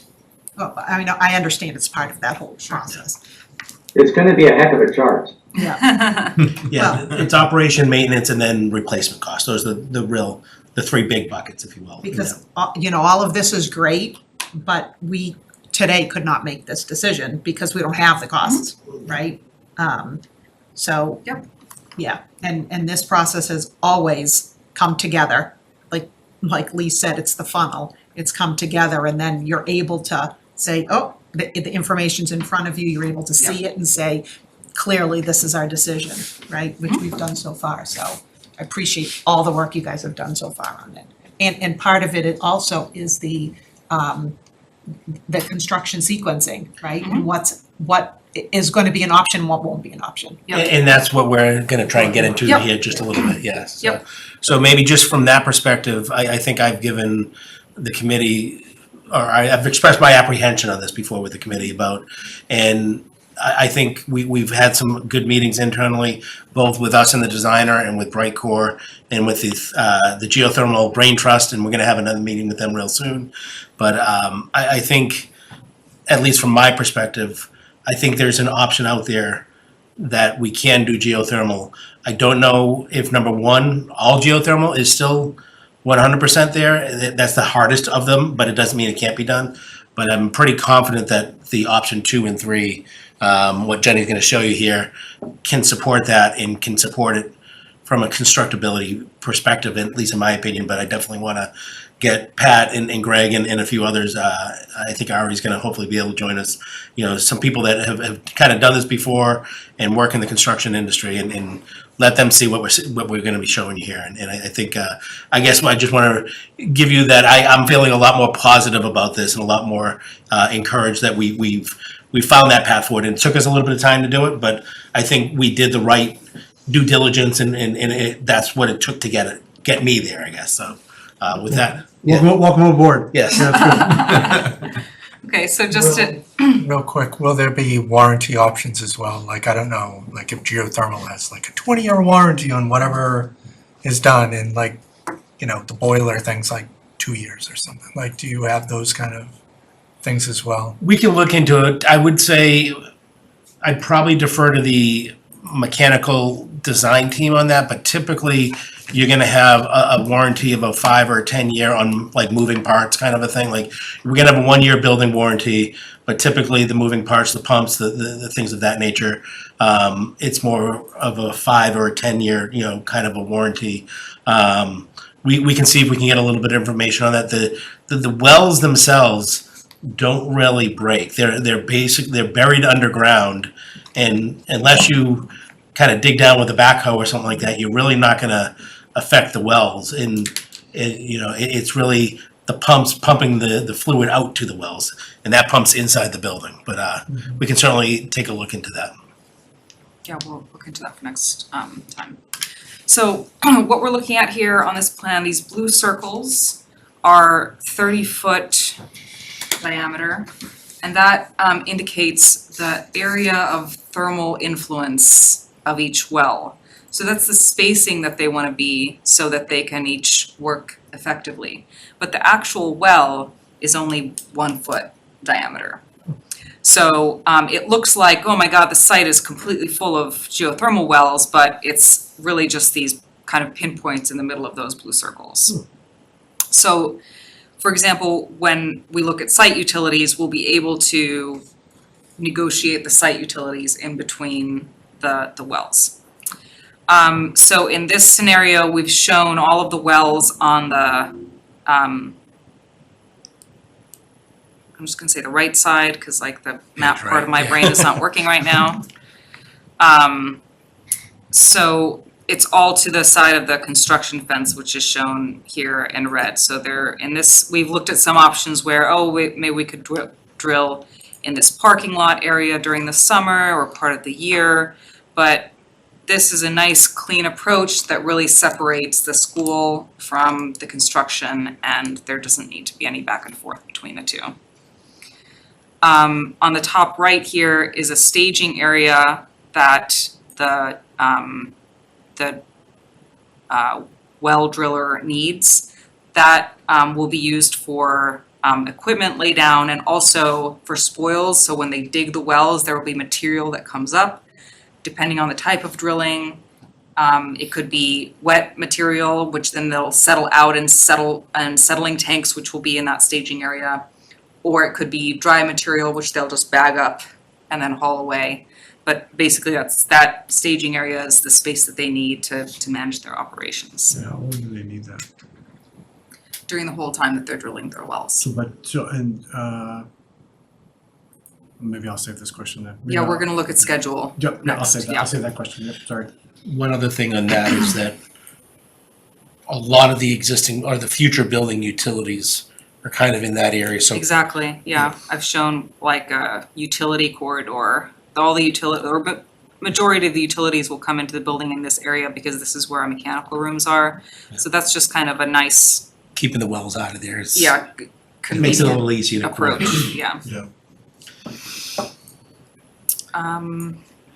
Just one other thing before. Yep. So the well is that one little pinpoint on each of those, but connecting the wells is a loop, an HDPE pipe loop that kind of comes from the building. We might have, I don't know how many loops we'd have here if it's not gonna be one loop that connects all.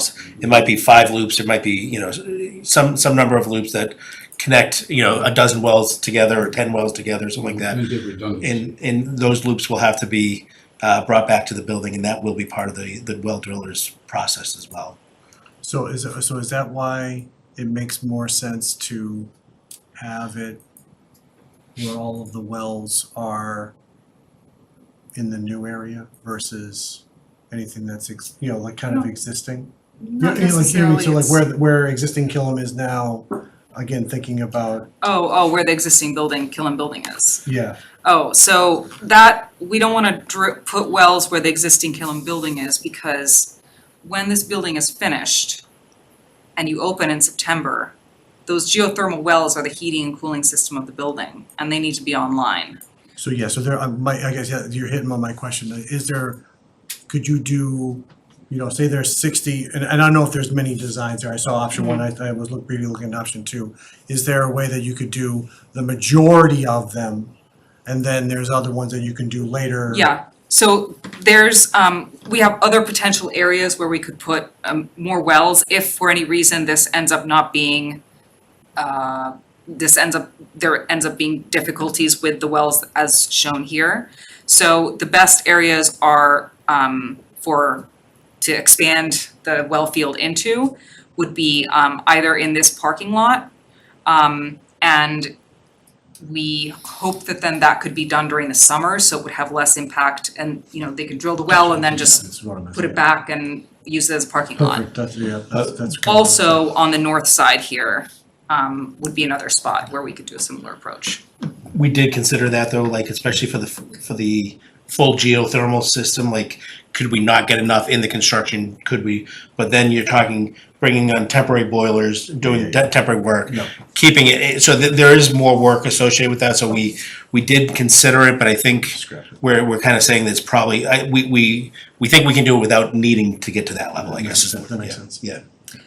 Julie, a couple yeah. of observations here. You have, these are called option 1 and option 2. Yeah. But that has nothing to do with the previous slide, which also has option 1 and option Oh, 2. Yeah, You so I not should call these them option ones, A call and them option B. Thank you. Please, otherwise there's going to be real confusion. Thank you. And I don't understand the layout of option 1 versus option 2. Option 2 is with angled wells, is that right? Yeah. That should have less coverage than option 1, what you're calling option 1. Yeah. But it seems to be, it doesn't, it has more. Why is there such a disparity between the layouts here? So, You have option 2, some of the wells are under the footprint of the existing school, yeah. So it's, In the the existing. new school and the existing Yeah. school. It seems to me that option 2 has no merit whatsoever relative to option 1. it's entirely probable that that's correct. I think we learned about this approach to well drilling from Brightcore, and maybe I just got overexcited about it. I think option 1 is the more straightforward scenario. What we learned is it's possible to drill wells at an angle. So in this scenario, if I zoom in here, all of the wells in this area are drilled along this red line, and they go out at different angles. So where the blue circle is shown is the end of the well. It's where it's going. Think of it So like a tieback. Think of it like a tieback, John, where you're drilling at an angle. You end up underneath rights of way and easements and streets and potentially other buildings because you're drilling at an angle. yeah, So we've your impact, your influence at grade is linear, but the influence at depth is spread out to the terminus, like Jenny's describing. But you're saying the head of the well, the top of the well, Yeah. is where the orange circles are, is that correct? it's where these it's on this red line here. They're just these Which little red black line? dots. Right in the middle.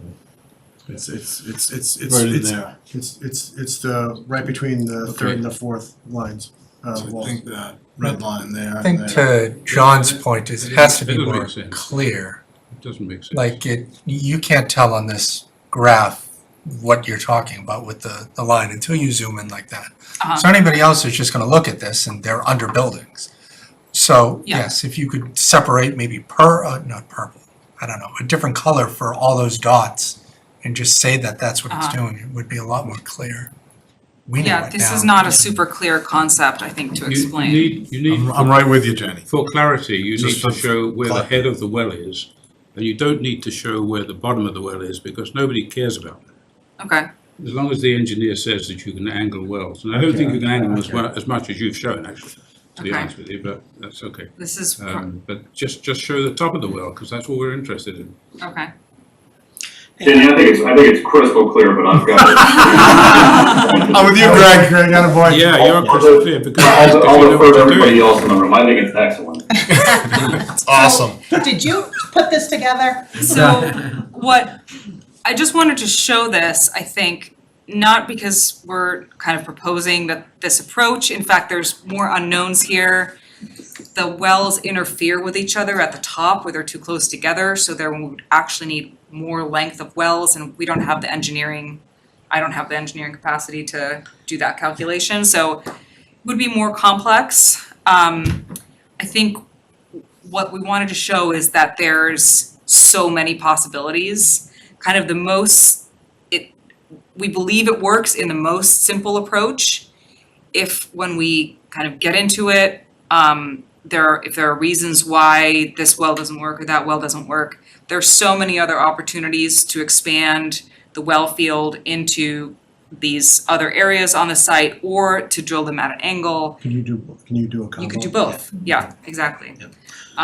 So we just think that it's a really solvable problem.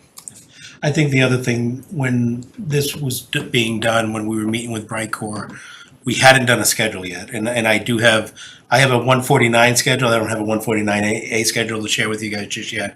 But when we did it, part of the question was looking at one of the recommendations from Brightcore, if we can go back to option A or option, Jenny has the laydown area in the top corner there, but they had discussions about that. It might make sense for them to have their laydown area more centrally located to the wells. In other words, don't build the building while I'm drilling the wells. Okay. And so in this scenario, we would probably be recommending to do the wells first. If it was 149, well guy leaves, general contractor comes in, and now he takes over the site. If it's CM at risk, it can be an early package, same kind of thing. But if we ran up against it on the schedule, one of the options, if we go to the next one, is we could be working as the general contractor on the bottom half of the page while the driller is working in the top half of the page. So again, it's just giving more options, more possibilities. If we do the test well and the test well comes back with something shockingly different than we expected, this might give us more opportunities to still consider it, that type of thing.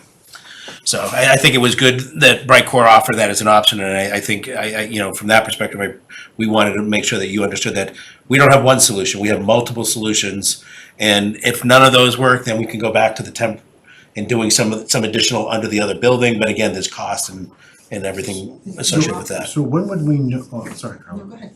So when would we, when are the test wells, when are we gonna know all of that? So we were just talking about whether we would actually talk about trying to release that even as soon as tonight, and I think with the cost coming in a couple of weeks, we thought seeing the cost might be an important part of that overall discussion, Yeah, my opinion is that at this, where we're at right now, if we start the test well, if we release them to do the test well tomorrow, it's not gonna be done before the SD phase is done.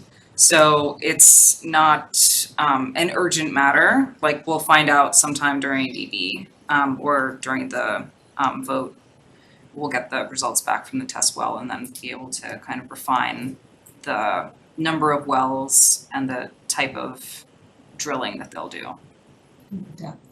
Do you have an estimate or guesstimate at this point for the duration of installing these wells? Yes. And how many rigs would be involved? Yes, so I'll let Okay. Mike Could talk you share about that? the schedule piece. Yes. So what we did is we had a long conversation with Brightcore, and they gave us a lot of good information. We want to bring this to the Geothermal Brain Trust next week.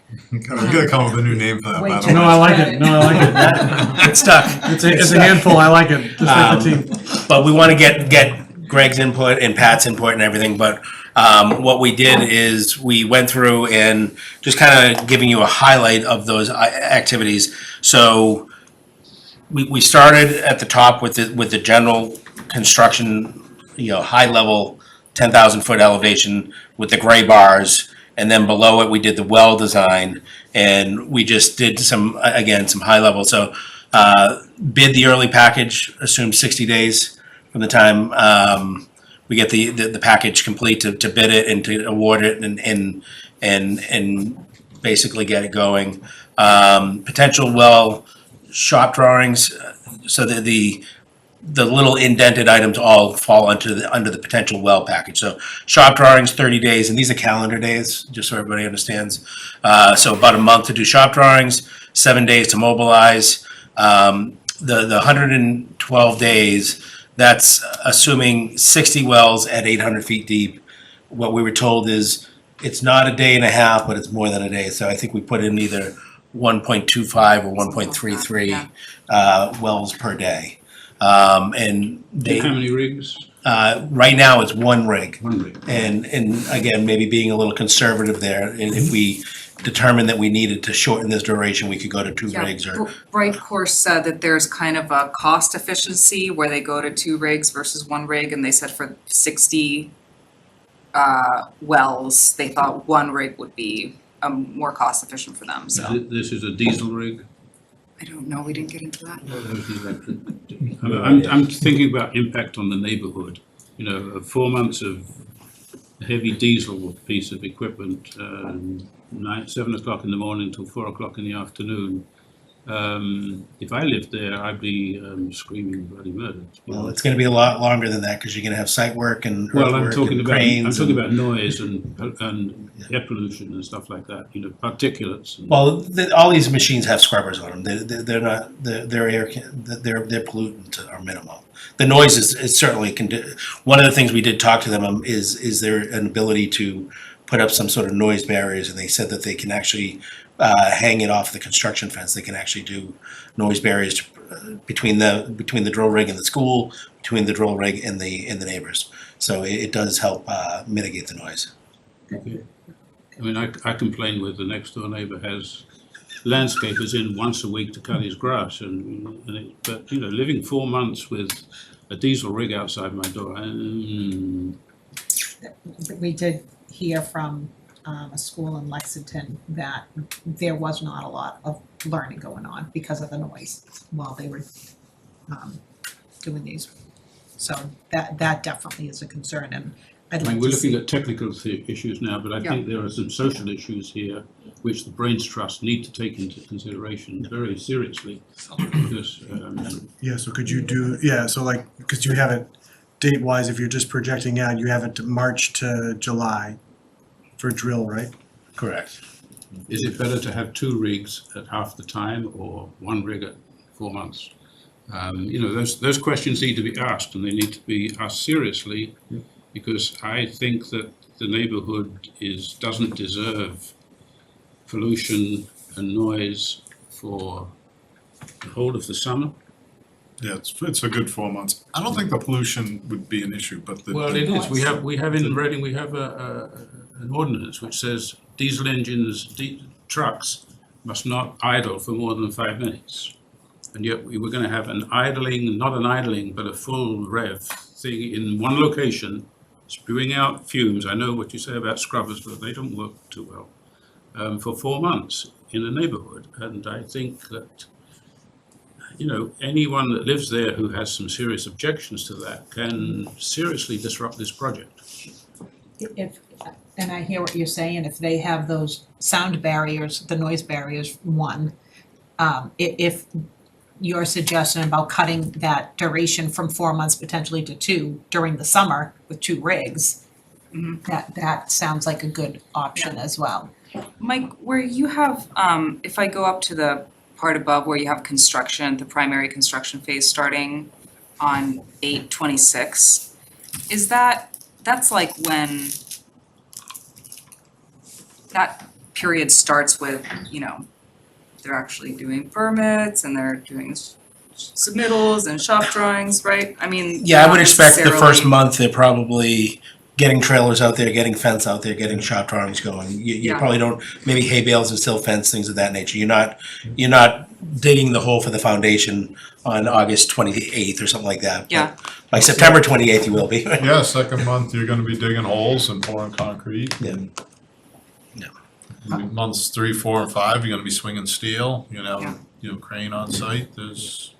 I So just do a lot wonder of if we can, to this concern about the noise, if we can shift this schedule so that we get it down, like Carla said, to 2 months during the summer.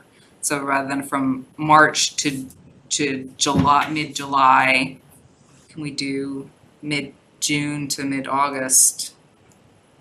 You would have Something to, we there's can no revisit. way that these kids are gonna be able to, I mean, I understand the neighbors, but the kids in themselves, there's no way they're gonna be able to deal with this for 2 We started months. in the beginning of June, last 2 weeks of school Yeah. are nothing anyway, so. Yeah, as long as it's pushed out for them, that's one hurdle, to John's point, but I mean, obviously the neighbors is another one, and I would just caution people that the drill rig may be loud, but site work is loud, cranes are loud. This is not a quiet operation. Building this school is gonna have growing pains. but this is non-stop repetitive, the same noise. People complain Same thing about with site work. pickleball. Same thing with site work, you're gonna have a bulldozer out there or an excavator or both for 8 hours a day, like. But that doesn't mitigate, two wrongs don't make a right. If it's right, noise pollution from the rigs is one thing, and noise pollution from the construction is another thing, but putting them together doesn't make it better. No, what I'm getting from you, Mike, is that this is just about expectation setting. I think we're just, that's what we're, these are some of the pluses and minuses of doing geothermal, frankly, is that this is one of the things you're gonna have to live with. I mean, we can go back and talk to Brightcore, see if they can give us some order of magnitudes on the cost. If you're talking an extra 20 grand to go to 2 rigs, I'd say it's a no-brainer. If it's an extra $1 million, Yep. is that something that you wanna spend? At 20 grand, you just go with like I'm just 6 making up grand. the I numbers. know, But I'm just it's the saying, same thing as you all the Yeah, time. yeah. Yes, I'd go 6 at 20 grand, Yeah. but yes, in the millions, Yeah. So one of the problems with things will change between here and there, but the current schedule is from March to July. And if you're trying to start a project in August, one of the problems with saying we're gonna double up rigs, and we're gonna put that all on the back end, is you're giving yourself no wiggle room. And we're drilling 800 feet into the ground, which when they say a day and a half, like some wells might take 5 days and they might be doing 5 wells in a day. Yeah. You really don't know what you're gonna get. You're drilling 800 feet into the ground. Yeah. This couldn't be a more unknown. So if you take the risk and stack it all up at the end, say we're gonna put a bunch of rigs out there, and now we have 3 rigs and something goes wrong, we got 3 rigs sitting out there on a contract saying I wanna get paid for downtime of my equipment, it's a little risky. Just something to consider. It'll every day will be different drilling. Let's see if we can get more information from Absolutely. Brightcore. And obviously, we want to keep all this mitigation stuff in mind, right? Yeah. And that's all you can do. And I agree with you. I hate thinking of pushing it off, right? Yeah. It's better to have it at the beginning. It just raises the question of a test well. I mean, Yeah. what are we talking about in terms of a test well? Let's listen to a rig and Right. Yeah. And the test wells, that's usable. It could be Right. one of the future Yeah, it can wells. be one of them. Yeah, we'll all be out So there. we're doing And 59. MCAS, There you go. Lindsay's saying MCAS too, that will be something that we'd have to say, we keeping the kids where they are, We can do, like MCAS days can be That We you can have build- no, yeah, It no, can be no built work into the days or schedules. down days, yeah. So just, again, looking at a high level here, so we do have the drill so drill, loop and grout, that was the technical term that they had, so it's drilling. It's actually putting the pipe into it and then grouting it, so, because I actually asked, I said, what do we have to do it's a day and a half to do a well, but what else do you have to do? And he said, no, that's the full well, but it's not installing the horizontal loops. Right. So we have demobilization of the drill system for a week. We have the installation of the loops. Those probably could overlap, but I'm not overlapping them right now. Again, being a little conservative here with the durations. We then took schedule contingency. So if you add up all the other items in this section and times it by 10%, I gave myself a 10% contingency to Pat's point. We're assuming a well every day, one well every day and a half or a day and a quarter. If some of them run in longer, we factor in a 10% duration contingency there. And then we have the wells complete. So when we did that, we actually, initially when I had done this, I think I did it so that the design would be concurrent with the construction documents, and that pushed us way out. So what you're seeing here is, if I go back to the top here, well design complete has to be done by 12/12/25, so about a year from now, a little over a year from now. And if you look up above, we'll be in the middle of design development through November. We'll just be getting into the 60% construction documents. And basically, at the same time we're doing 60% construction documents, we'd have to do the early package documents for the well. So at that point, we'd have to be far enough along, really, with not just the well, but enough of the HVAC to determine, is it 58 wells, is it 62 wells, that type of thing. We'd also have to have the site work done well enough that we know where the utilities are, so that we're working outside of those. But I think in talking with Lee and Jenny, that was reasonably doable. We've got a year to plan it, as long as we know reasonably soon that we're gonna be, which way we're gonna be going, and we can start planning for that, we can do that. So this is a conservative schedule. To your point, if we go to 2 rigs, we can shorten that up. If we don't need the contingency, it can be shortened up. 60 days for bidding, could I do it in 50? Maybe. 30 would be a challenge with public bidding laws, that kind of thing. But the good news is, this conservative schedule didn't make me change the big schedule. That's when I saw that, that's what made me feel like, all right, now this is doable. This was not pushing the construction out 6 months or something like that. It was not, to be honest, we're still looking for ways that we can maybe get construction starting a little earlier, because starting in August isn't the ideal time to start. Usually the earlier the better. We can get into the ground, get the concrete going before the winter gets too cold, that kind of thing. But this is a path forward that is reasonable and certainly could be bettered. But makes me feel pretty confident now. I started trying to do a very similar thing for CM at risk, but I started thinking that I needed maybe a little more time to process it and maybe get some other input on that, because what happens is that drilling time and everything starts to overlap with the construction time. And how do we want to represent that? Do I want to represent it that the construction time gets 187 days longer?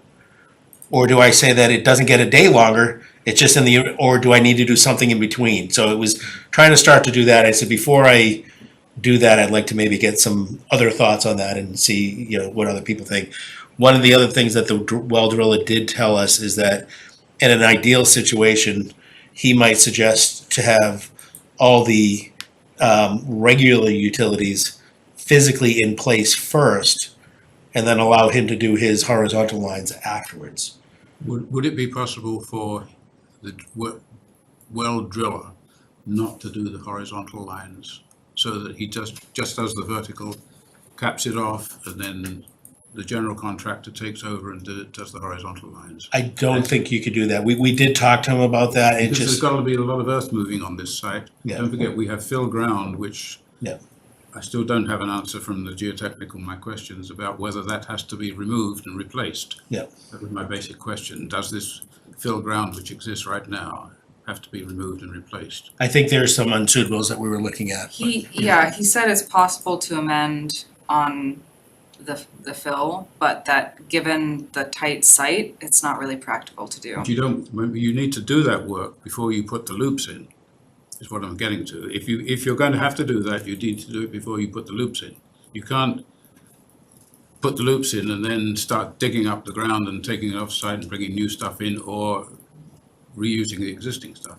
And This is tied up with earthwork as well, not just well drilling, it's site preparation package. Maybe the early package should be site preparation plus drilling. that is then going to greatly extend that, so But that may be the only way to do it, Mike, is what I'm saying. or it may bring you back to that CM risk versus GC question. I think we've got a long way to go before this is resolved, to be honest with you. I don't think this has been thought through totally. Oh, it absolutely, I said we haven't even gotten a schedule together for 139. No, but even the sequence, the sequence of when you do the drilling relative to doing the site work. If we've got to remove existing soils, replace them, you can't do that after you put the loops in. Depends how deep. These are fundamental. Well, if the remove and replace is within the building and the loops are outside the building. That's okay, if that's what it is, but we don't know that answer yet. Well, let's get the answers on the geotech. But if we're removing and replacing unsuitables, presumably that's under the foundation. I would assume we're not removing and replacing unsuitables under sidewalks and playgrounds and things like that, which is kind of where the geothermal wells are. So they should be, I'm sure Mike's touched on this a little bit, but they should be separated. Yeah. But it's something, no doubt, John, something that's gotta be thought through. No, we even thought about, like, in an ideal situation, I'd like to have the earthwork guy come in and scrape all the loom off and kind of give you a flat Yeah. level area for the well driller to drill, because he's gonna be more efficient. Absolutely, yeah. So, but again, I'm not saying we can't, but doing an early package that's wells and site work just, again, adds a level of complexity to that early package. I'm not sure that's true, but okay. I think it may add a level of simplicity if you do it that way. If you do it in the right sequence, it's simple. If you do it in the wrong sequence, it's complicated.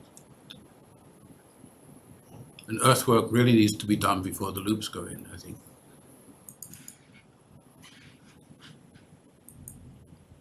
I think we need the responses on the geotech and we need to look at it a little I think that's further.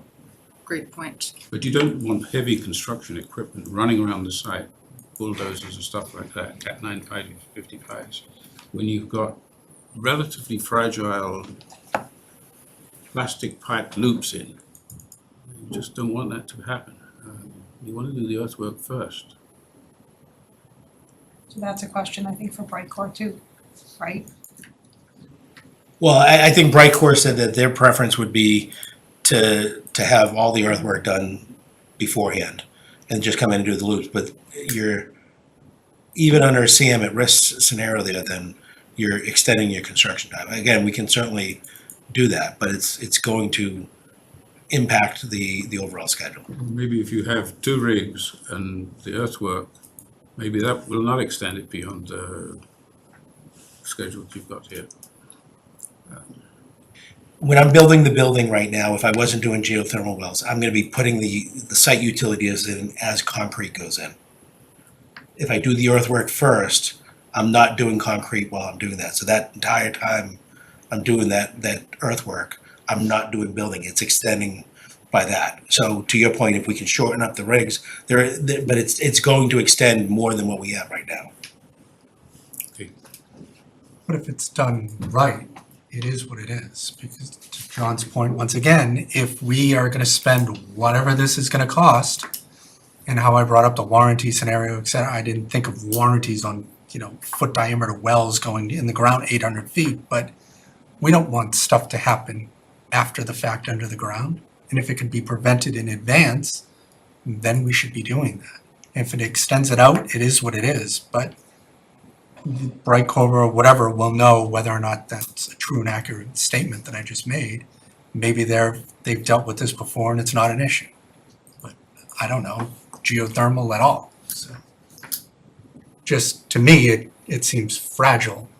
I thought these things were the gigantic holes, like the size of this table. And for a 1 foot thing seems very easy to compromise compared to some gigantic hole.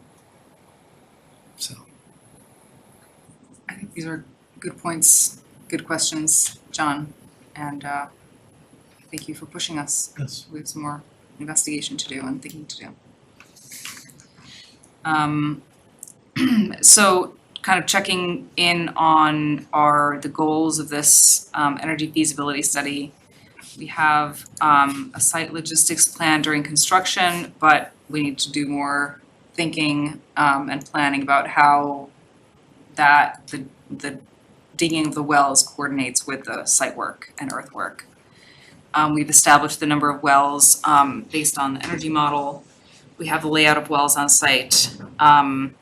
So next time we meet, we will be coming back with more information to the questions that were asked tonight.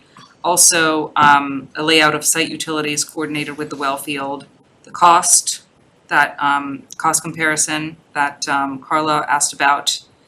And I think on a separate track, Joe Huggins has been working on this last piece, which is gathering information on the reliability and operating costs from districts who have had geothermal systems installed and operational.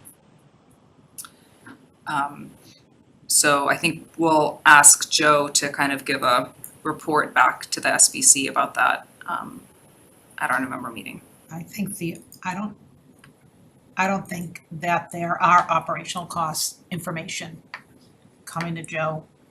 I was hoping that was coming from your. So there's two pieces. There's the kind of the life cycle cost analysis where we'll actually look at the cost of utility, the electricity or gas cost, right? Based on how much energy is required to run this building.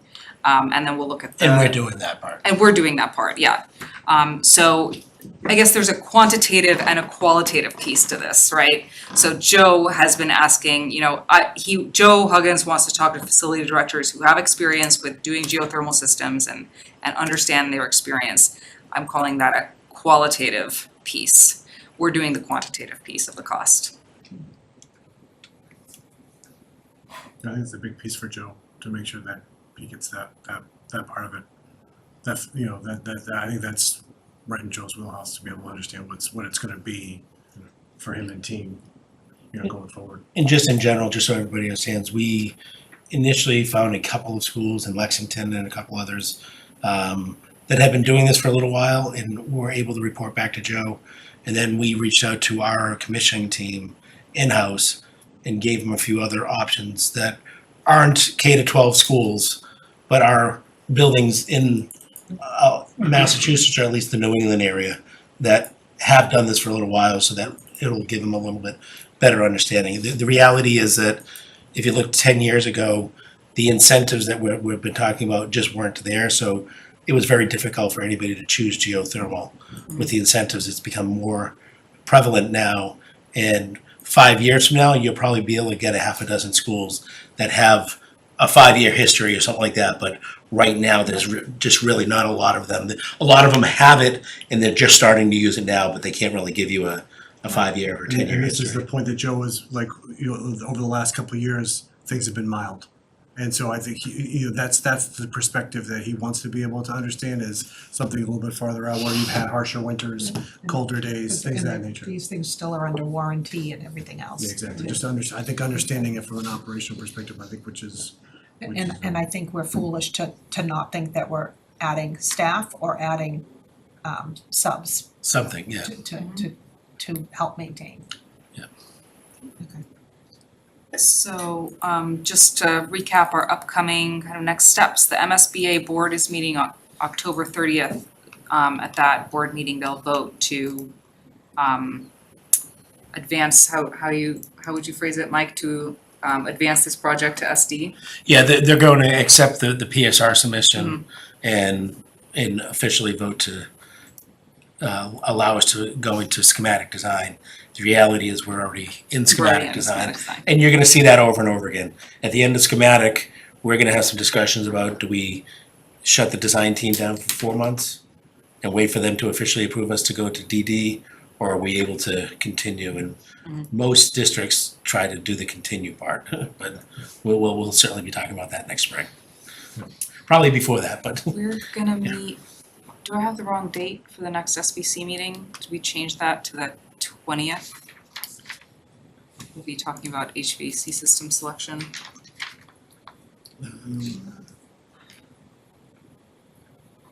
I do have it noted as the 20th. 20th, yeah, I think we changed the date, so sorry, this is incorrect.